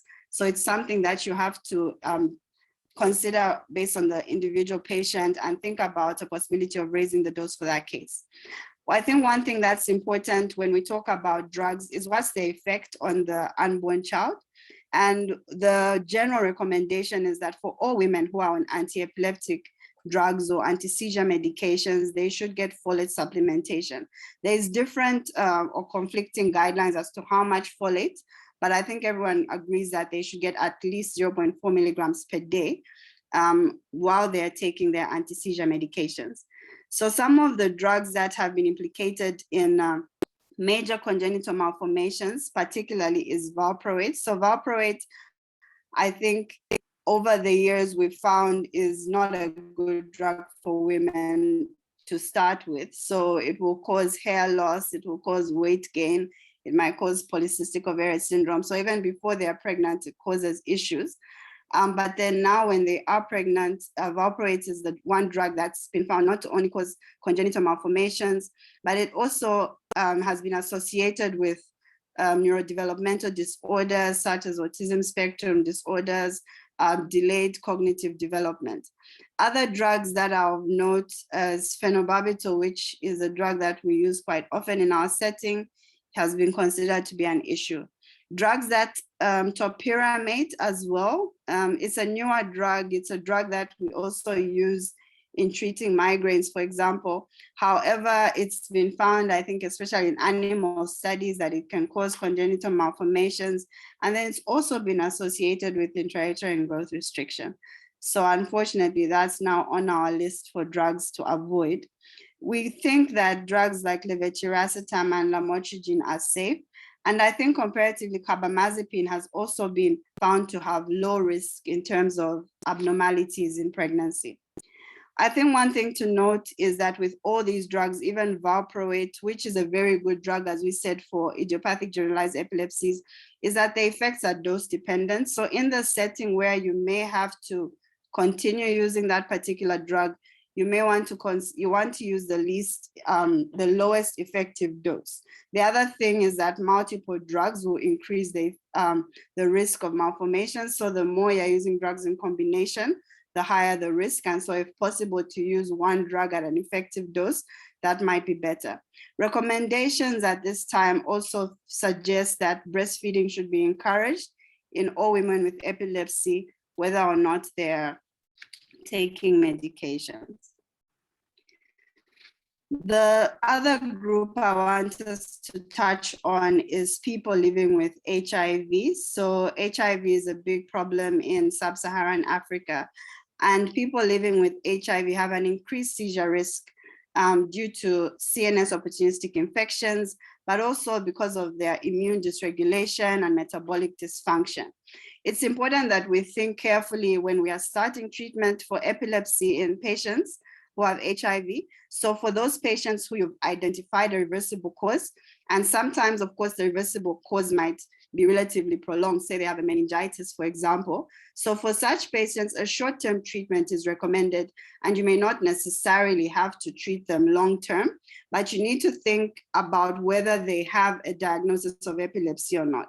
So have you made a diagnosis that after you've treated their meningitis and they're now better, do they still have that ongoing risk for recurrent seizures? So do they have epilepsy? And on that basis, together with other factors that you have considered with the patient, you may want to start them on treatment. But one of the main concerns we then have with people who have HIV is that what is the interaction between the antiretroviral therapy and the anti-seizure drugs? One of the recommendations we see in many of the guidelines is that we should avoid enzyme-inducing anti-seizure drugs. Enzyme-inducing anti-seizure drugs is carbamazepine, it's phenobarbital, it's phenytoin, and those are all the drugs that we have. So are we going to avoid these drugs in our patients is the question now we ask. Do you not treat the patient? I think we have a little glimpse of hope. So there was a recent paper that was published, I think by Prof. Berbeck and colleagues, where they actually looked at the control of HIV in patients who are taking the standard AEDs like carbamazepine and phenobarbital. So they did drug levels on these patients, they did serial viral loads and CD4 counts, and they actually found that quite all right, carbamazepine has all these interactions with regards to inducing liver enzymes, which you may think would lead to a drop in ART levels, but they found that there was no virological failure. So it is a small study. It was an open label study, not blinded. So of course, lots of risk of bias, but I think we had that glimpse of hope that using carbamazepine might not cause, might not be so deleterious in terms of affecting the treatment for HIV. Drugs that we need to look out for though with ART is drugs like valproate, which may raise the protease inhibitor and zidovudine levels. So this is really looking at possibilities of toxicity. Protease inhibitors may lower lamotrigine levels. This, in a sense, might be easy to counteract because then we could simply increase the dose of lamotrigine as needed. If you can do levels, you would do levels, something difficult in our setting. I think as well to note is that phenytoin may lower protease inhibitor levels. So now this is someone who's on second line ART treatment. So you may want to consider using an alternative to phenytoin. Drugs that have been recommended to have minimal interaction and can be used safely in patients with HIV is levetiracetam, which comes up again, lacosamide, pregabalin, and gabapentin. So in closing, resistant epilepsy. So this is now where you've used the first drug, you've used the second drug, and still your patient is not controlled.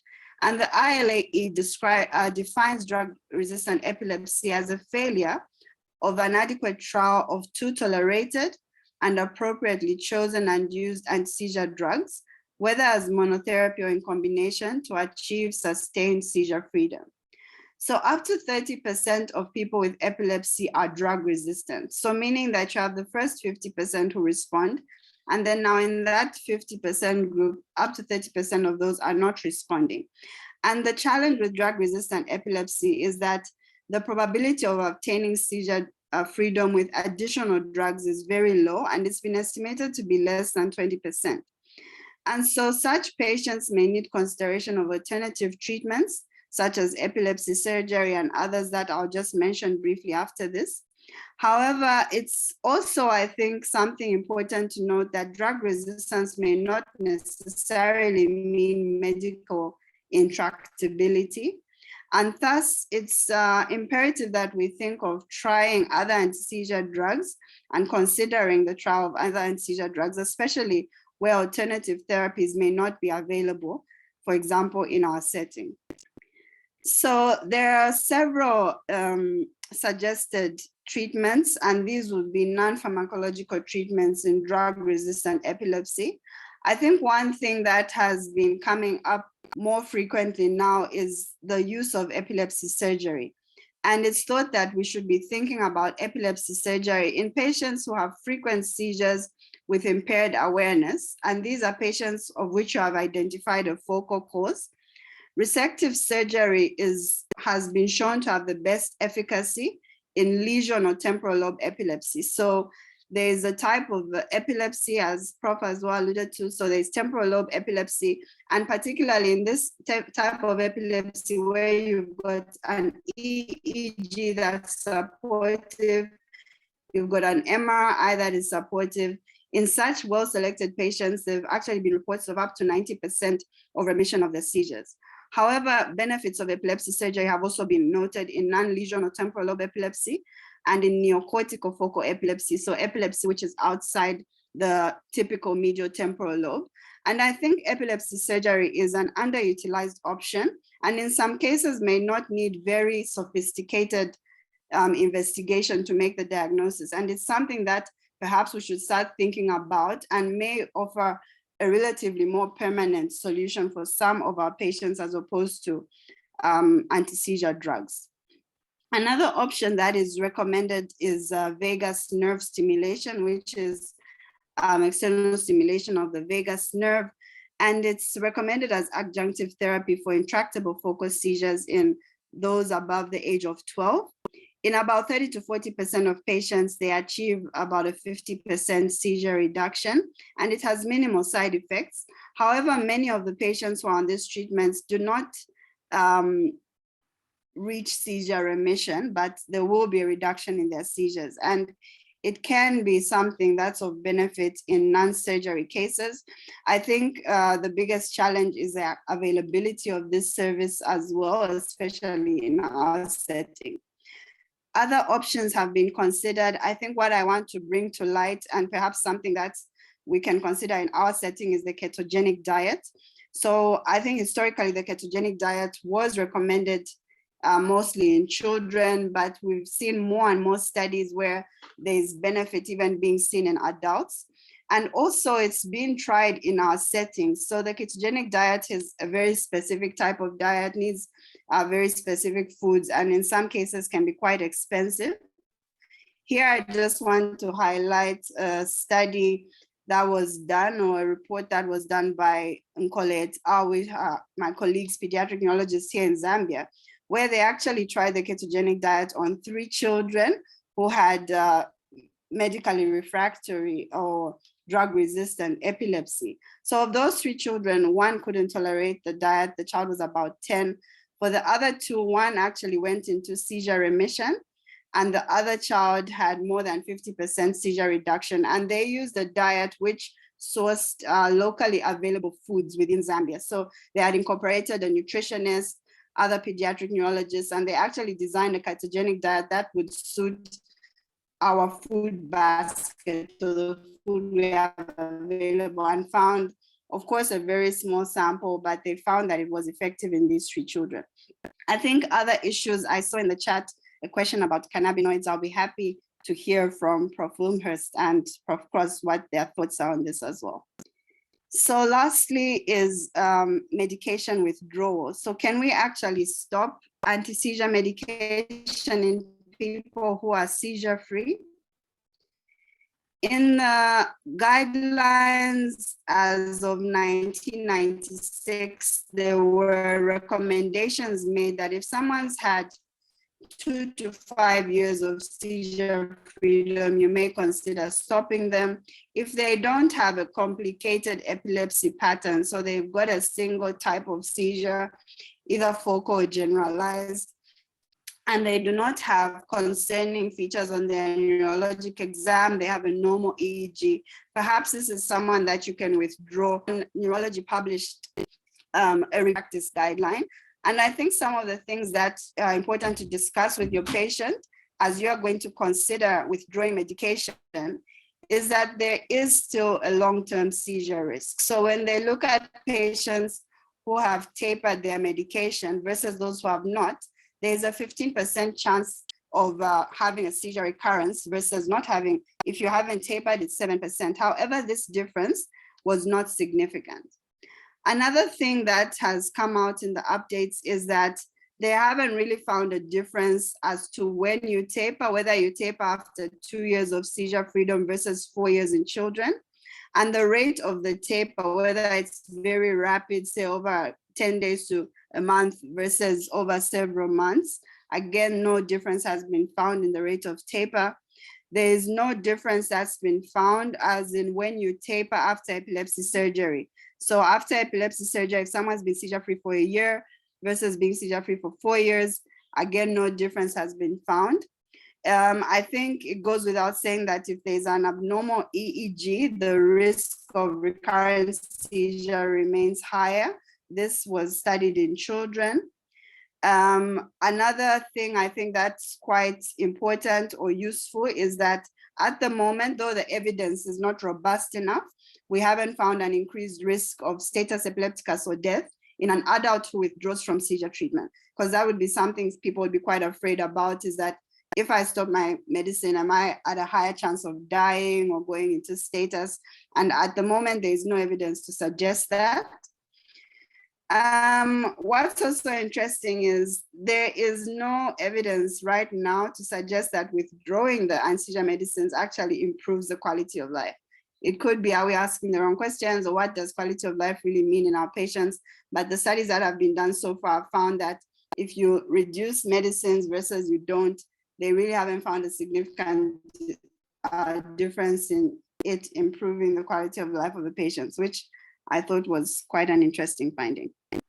So some take-home points from all these updates about treatment is that there is a wide range of available anti-seizure drugs at present.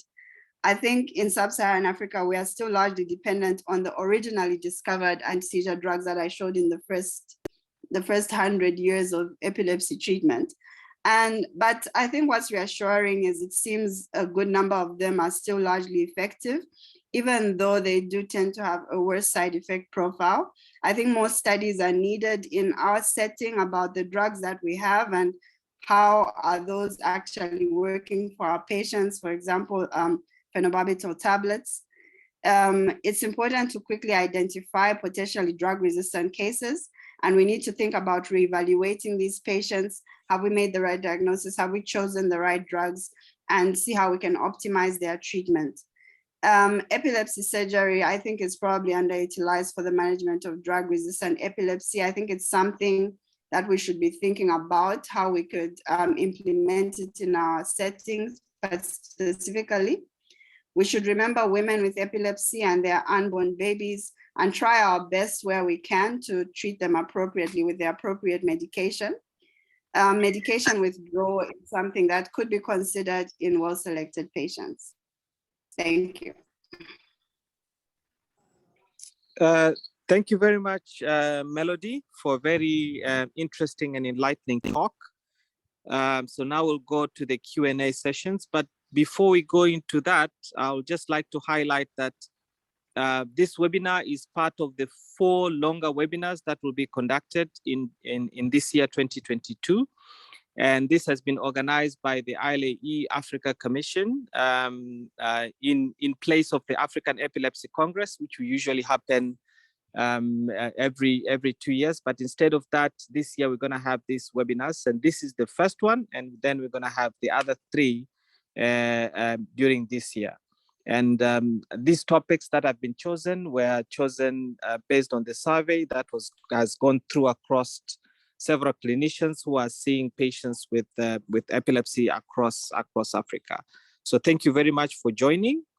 And we'll now go into the question and answer session. And I'll just dive through the first question. So the first question comes from Balaji Nagarajan. I hope I pronounced the name correctly. The first one is, can we go to epilepsy surgery if the patient has refractory status epilepticus? I think this can go to Joe. Thank you, Edward. Epilepsy surgery an option for refractory status epilepticus? Yes, it is, but I think it has to be handled with great care.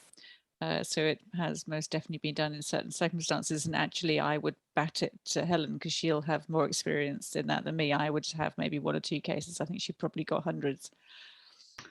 And actually, I haven't got hundreds because I think we have to have, the surgeons would rather operate on a brain that hasn't been in status epilepticus. There's no doubt about it. And of course, these need to be individuals where there is a clear focus and a clear lesion. I think, and yes, we have done this in isolated cases, and in such isolated cases, then I can remember them. You know, we had one with a frontal dysplasia that we couldn't get off the intensive care unit. We had one who presented with de novo hemimegalencephaly that we couldn't get off the intensive care unit. But these were definite MRI lesional cases. I think in cases such as fires, for example, you may see foci on the EEG, but they are not surgical candidates. So although, you know, it seems like a very attractive option to look at an EEG focus in that sort of acute inflammatory situation, that may be an option, in general, it is not an option. So I think where there is a definite lesion as responsible for the refractory status, then yes, it is an option. But it, you know, actually we would rather try and get them off the intensive care prior to going to theatre. Thank you very much, Professor Joe and Professor Cross. The next question is from Asia. She's asking, EPCT with symptomatology of fear and hippocampus sclerosis on MRI at the age of 14. What will be the possible treatment and prognosis?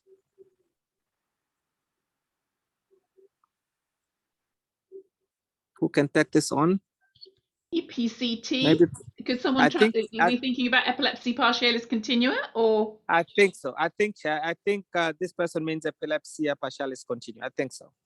Because EPC as a presentation of mesial temporal sclerosis is not generally seen.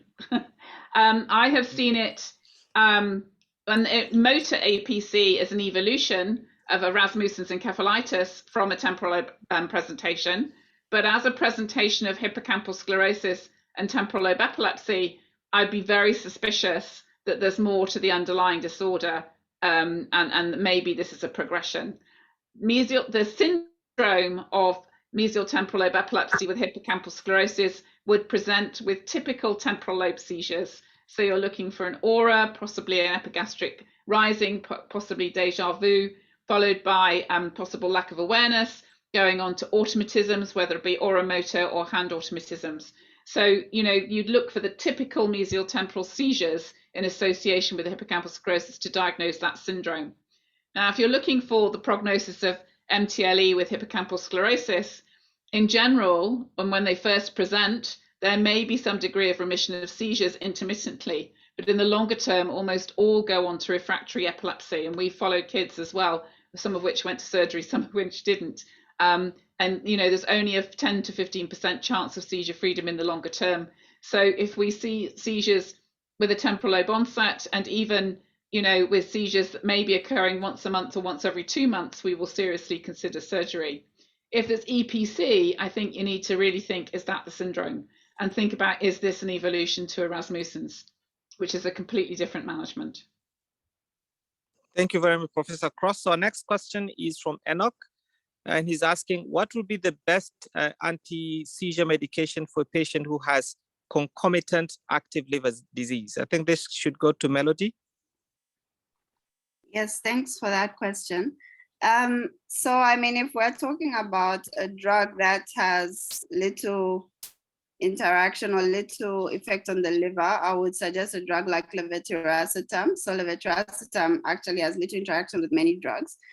In our setting, I guess we are thinking about things like carbamazepine, phenobarbital, valproate. So unfortunately, all those are quite usually toxic to the liver. But in terms of maybe putting them in order, and maybe profs will assist me, I would think perhaps something like carbamazepine might have a lower effect, but levetiracetam, if available, would be the drug that you would want to consider. I would be happy to hear about the other 3 drugs, because I do know they affect the liver quite badly. I mean, we've reverted to levetiracetam in that situation, but I have had a couple of cases where the kids have developed a hepatitis, like a very transient hepatitis, and they've been on valproate. You've got to stop the valproate straight away, but it's been a really good agent for controlling their seizures up until then. So we've managed them with a benzodiazepine, just a little bit of clobazam, just during the 2-3 month period, and it seems to have got us through. It's not a long-term agent, and then in fact we've managed to put them back on valproate where the liver enzymes have resolved. So it's important to understand what the etiology is for the liver enzyme dysfunction. And just Thank to you very add much. that it's not, can I just add that it's not unusual to see minor derangement of liver enzymes with valproate. That does not mean they're going to go on and develop liver failure. And so fluctuations even up into the 200s, you know, so 4 times upper limit of normal can be seen, but that's fluctuations. And that does not mean that they've got liver dysfunction. Thank you very much for the comments. Our next question comes from Pindile. She's asking, thanking Melody for a great talk. And then, what is the recommended first-line anti-seizure medication for a woman of childbearing age with childhood absence epilepsy in a country without ethosuximide?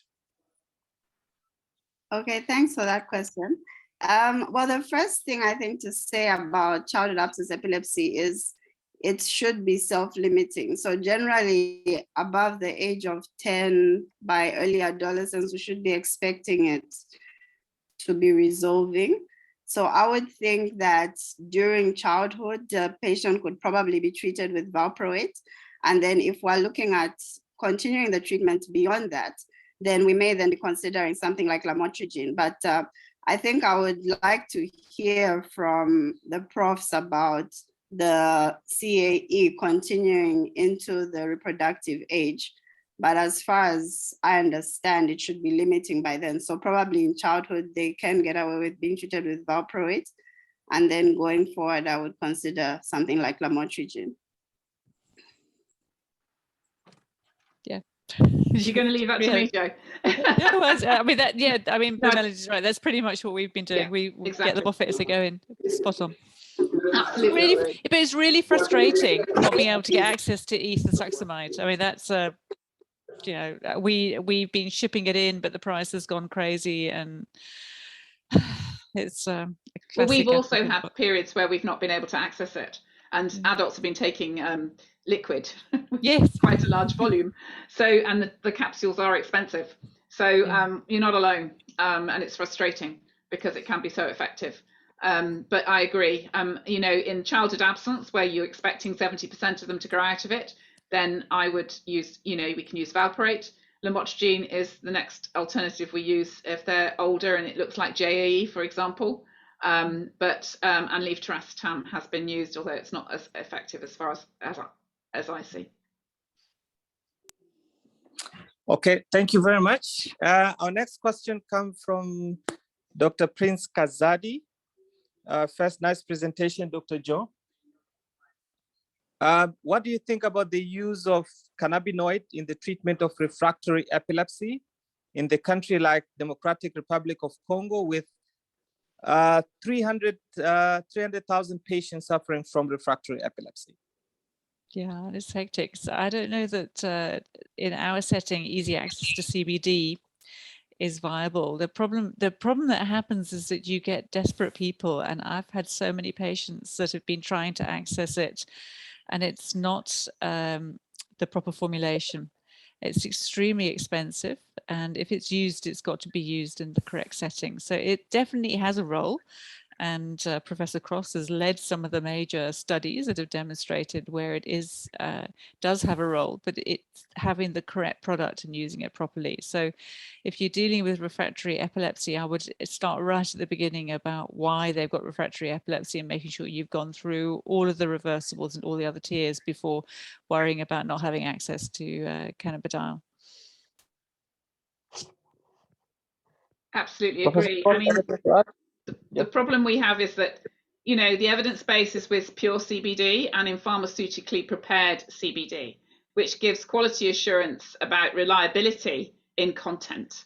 When we go to the more artisanal products, the concern is how much THC is in there, which we don't know whether is required or is indeed is safe, and the variability in the proportions of those in each individual product as time goes on, which means, you know, there'll be fluctuations in amount of an individual receiving CBD that we know is anti-epileptic. So we have to take great care in what we utilize. Thank you very much. Our next question comes from Asiya again. She's asking, how long do we use ketogenic diet in children with drug-resistant epilepsy? I think this maybe go to Professor Cross. Yeah.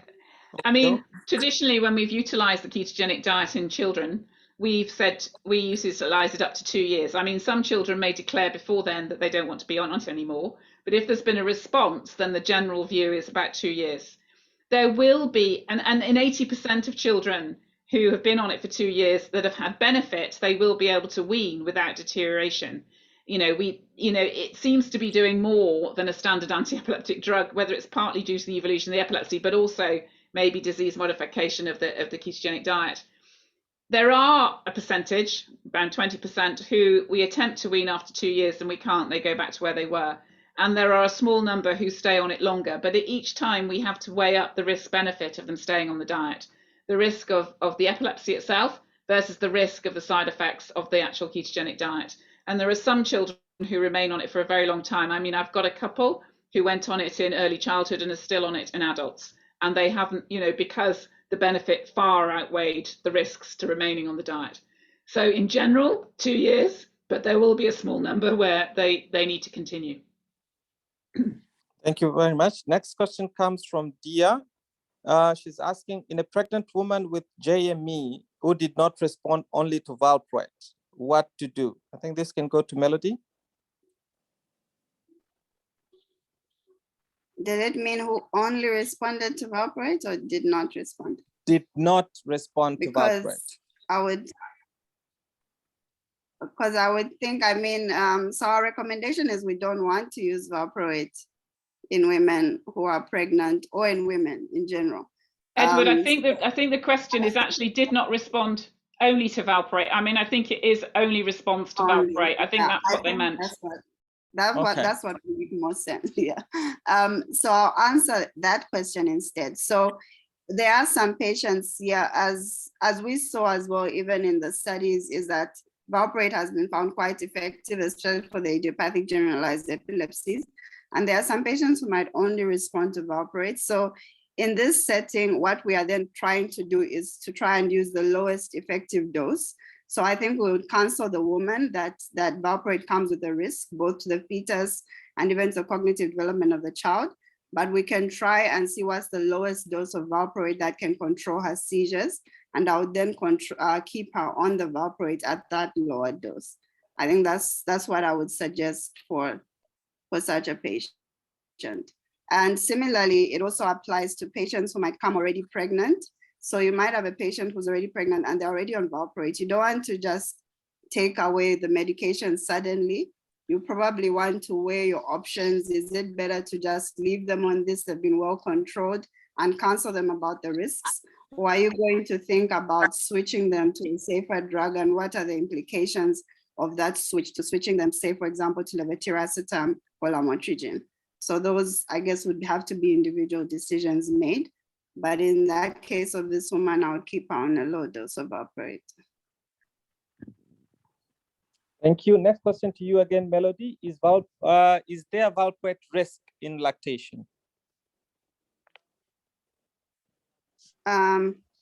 Okay, thanks. I will also ask, I think, Profs Cross and Romers to comment, as I think there isn't much evidence to suggest that there's a big risk of valproate through breastfeeding. I think the biggest risk is to the unborn child while the mother is taking it. There might be some liver dysfunction sometimes, but again, that's not strongly reported. So if the woman is on valproate, which hopefully they should not be if you can avoid it, I don't think there's a risk in breastfeeding. Okay, thank you. Next one goes to, please, from Ido Ahmed. Please, why the 60% cutoff in the definition of epilepsy in a patient with a single unprovoked seizure? I think this goes to Professor Cross. Yeah, I think the literature were reviewed, and the risk after a second seizure is 60%. And therefore, it was felt that that should be the cutoff if you felt the risk was as high as that after a single seizure, which if they had, for example, a definite lesion on MRI scan or a hemiplegia or something, you know, the previous history of an encephalitis, then, you know, the risk would be as high as that. So I think the issue is taking the 60%, which is the risk after a second seizure. And if that's the same risk after a first seizure, that's why that is quoted. Thank you. So next one goes to Professor Jo Wimphorst from Samira. She's asking, can I use phenobarbital via nasogastric tube in second-line treatment of status epilepticus when there's no IV access? That's a great question. I think probably not. We used it as add-on for more longer-term maintenance during the acute admission of the patient. And you're only going to get therapeutic levels anywhere between 1 and 4 hours, and you don't want to wait that long to get an impact. So you kind of need to be exploring and looking at other agents. Phenobarbital can be given IM, but you've obviously got to have the parenteral formulation to be able to give it. So no, I wouldn't revert to having just nasogastric as your next backup. You actually need to be looking at other appropriate second line interventions. It's an add-on therapy. Jo. Thanks. Next one goes from Ido Ahmed again, and I think this goes to Melody. Do you think all adults with first adult onset seizure should have a brain imaging? That's number one. And then number two, at what point do you term epilepsy as refractory to medications? Well, thanks. Okay, so those are important and very tough questions to answer. So I think the first onset seizure, some of the things that you want to consider when we talk about a one-time seizure is first about the question about provocation. So is there any provoking factor or an acute reversible cause? So if someone has had one seizure and you've clearly identified a cause, you've identified it was hypoglycemia, you've identified there was a toxin electrolyte imbalance, and now the patient has completely recovered, there are no focal deficit, I think you don't need imaging for that patient. However, we always think or consider imaging in any patients who may suggest a focal lesion. So this could be from the seizure itself. If it was a focal seizure, I think that's someone I would consider doing imaging on. If they do have persisting focal deficits like a Todd's paralysis, for example, if they have an abnormal EEG which shows a focal abnormality, I would consider brain imaging. So for me, I always think about it in terms of, do I suspect that from this history I've got of this first seizure, there's something that could suggest a brain lesion, maybe a remote head injury, maybe a previous stroke. And in those patients, then I would think I would consider imaging. Whereas if I have a patient who has clearly just a generalized seizure, I can't really find the focality on examination, or the history is not suggestive, then I may want to follow them up for some time first before I decide whether they need imaging or not. With regards to how do we define what refractory epilepsy is, so we follow what the guidelines say about, or at least what the ILAE have recommended as refractory epilepsy, which I think you will agree with me that it might be difficult for us to make that conclusion in our setting, because you should have tried 2 drugs which are appropriately chosen and which you've used at good doses. So now the question is the first drug that you've used to start with appropriate for that epilepsy? And then have you then reached a suitable dose? So most drugs have what you call your maximum dose, or at least your maximum tolerated dose, so that the side effects are not worse than the effect you're getting. So if you've reached a maximum of 1, you've introduced a second appropriate drug, reached the maximum of those 2 drugs, and yet the patient is still having seizures, we would say they are refractory to treatment. As I've said again, it's very difficult for us to conclude that, because many cases, we either only have 1 drug, or the drugs that we have may not be appropriate for the epilepsy that the patient has. Thank you very much, Melody. Next one goes to, I think this goes to Professor Cross. What is the difference between temporal lobe epilepsy and temporal lobe dysfunction? Please explain when can we use these terminologies. Okay, I think they would be used in different settings. Temporal lobe epilepsy means the individual has a history of seizures, epileptic seizures arising from the temporal lobe. Temporal lobe dysfunction relates to the fact that probably from their neuropsychological profile, they may have memory problems or problems in cognition that would be related to the temporal lobe, mean it's not functioning correctly. Now, of course, you may have temporal lobe dysfunction as part of temporal lobe epilepsy, but they are referring to distinct things. Thank you. This one, I think, can also may also go to you, Professor Cross. If I have a patient with epileptic syndrome, such as JME, and I know the treatment should be lifelong, and the patient is controlled very well with anti-seizure medication, can I try to wean anti-seizure medication after 5 years of free seizures? This is a problem. Juvenile myoclonic epilepsy is known to be highly responsive to medication, but we know there's a very high risk of further seizures occurring if medication is weaned. Now, we said lifelong. There now are also some reports of individuals who've been weaned off in the 4th decade, for example. But I would suggest it needs a very careful discussion and highlight to individuals that they're highly likely to have further seizures if medication is weaned after 5 years. So I would actually not recommend it, no. Thank you. Next one is from Ali. He's asking, any recommendation to use L-carnitine to minimize valproate hepatotoxicity? I think this goes to Melody. I think I'll ask the profs if I don't know anything about. There's no evidence that that's the case. No, yeah, no. And to be honest, most cases of valproate toxicity were probably, well, I say valproate-induced liver failure were probably related to underlying cause, namely mitochondrial disease or Lees disease, Pol-G disease. So actually, valproate causing liver failure de novo is probably not an entity. It's related to the underlying cause and a predisposition to liver failure. Okay, next one is not very clear. From Pung, his question is, in typical absence epilepsy, what intake suggested if sodium valproate side effect? So I think we probably covered this already, Edward. Yeah. It's about the alternative agents. So I think that's focus. I don't know whether she's asking about side effects or I'm not quite clear with the question.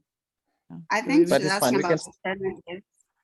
Yeah, we've talked about the alternate agents that we've kind of gone there already. Okay. The other one is from Hussein, is asking, when do we suggest to use CBD in pediatrics with refractory epilepsy? So it would be a third line intervention, and there may be some situations. So there's reasonable evidence, certainly with Dravet syndrome. I think the problem is it's access, and I'm just very hesitant to push and promote it when we have so many other limitations and restrictions in our setting. Because I would be extremely worried that you wouldn't be getting the, as Helen says, the pure form. So it is in the arsenal of third line intervention, but there are other stages to go through before reaching that point. I think we have to remember that many think CBD is a natural product and therefore must be the miracle drug. I have dealt with far more disappointments from CBD not being effective than I have from efficacy. Yes, there's been some nice responses in some children, just like I have seen in other medications in trial, but it is not the miracle medication. And, you know, people report of possible other benefits. Well, they're yet to be proven. So yes, I have reports of them being more alert, but is that due to the fact that epileptiform activity has been reduced? So I think we just have to be cautious in the, you know, yes, it needs to be considered after other standard treatments have been utilized. Thank you. Next one goes to Melody again from Nelucha. She's asking, concerning anti-seizure medications in pregnancy, what do you do if a woman on valproate shows up in the 3rd month of her pregnancy or in 2nd trimester? Do you continue the drug since damage may have already been done, or switch the medication? Thanks. I think I also touched on this a bit previously, where I talked about how a woman presents to you and they're well controlled on valproate. I think, as you said, she's in the 3rd month, so she's already even gone through the embryogenesis, but we do know there's the risk of cognitive and developmental effects from valproate. So it's really individualized. You have to look at your patient. Is it someone who's well controlled? And so you have to think, what are the risks then now of switching her during pregnancy? Or are you going to consider maybe keeping her on the medication and switching her after she's already delivered, but counseling her about the risk? So I think it's individualized. It goes to how well controlled her seizures are and whether you do want to consider trying a new medication. Has she ever tried other medicines before? I think it will have to be an individual discussion, but it will probably be safer in the meantime if she's well controlled to keep her on that anti-seizure medication, but aim for the lowest effective dose. Okay, so we are about to finish. Well, we are running short of time, so I'll take on one more question. So this is from Babat. He's asking, what are the steps to taper the anti-seizure medication after epilepsy surgery? Well, this might go to Professor Cross. I think it's quite clear that children following epilepsy surgery are much more likely to be weaned from medication than adults. And usually in adults, there is a concern about what is the risk of actual seizures, what is there to lose if seizures occur, and therefore there's a general reluctance to wean medication altogether. But what we tend to practice, and I'm a pediatric neurologist, is that actually we've got evidence that there's no danger from early removal of medication, early withdrawal of medication, if the risk factors are in the favor of seizure freedom. So if we feel there's been a complete removal of the lesion, complete removal of the epileptogenic zone, then we would probably start to wean medication 4 to 6 months after surgery. And I would start weaning the medication that was last in. So, you know, I generally discuss with the family to which there would be most response, generally not a lot, but actually then I would start with weaning the medication that was last added and serially, and then wean one medication over 3 to 4 months, wait a couple of months, check seizure freedom, and then wean again over 3 to 4 months. You know, yes, there needs to be discussion. What is there to be lost with if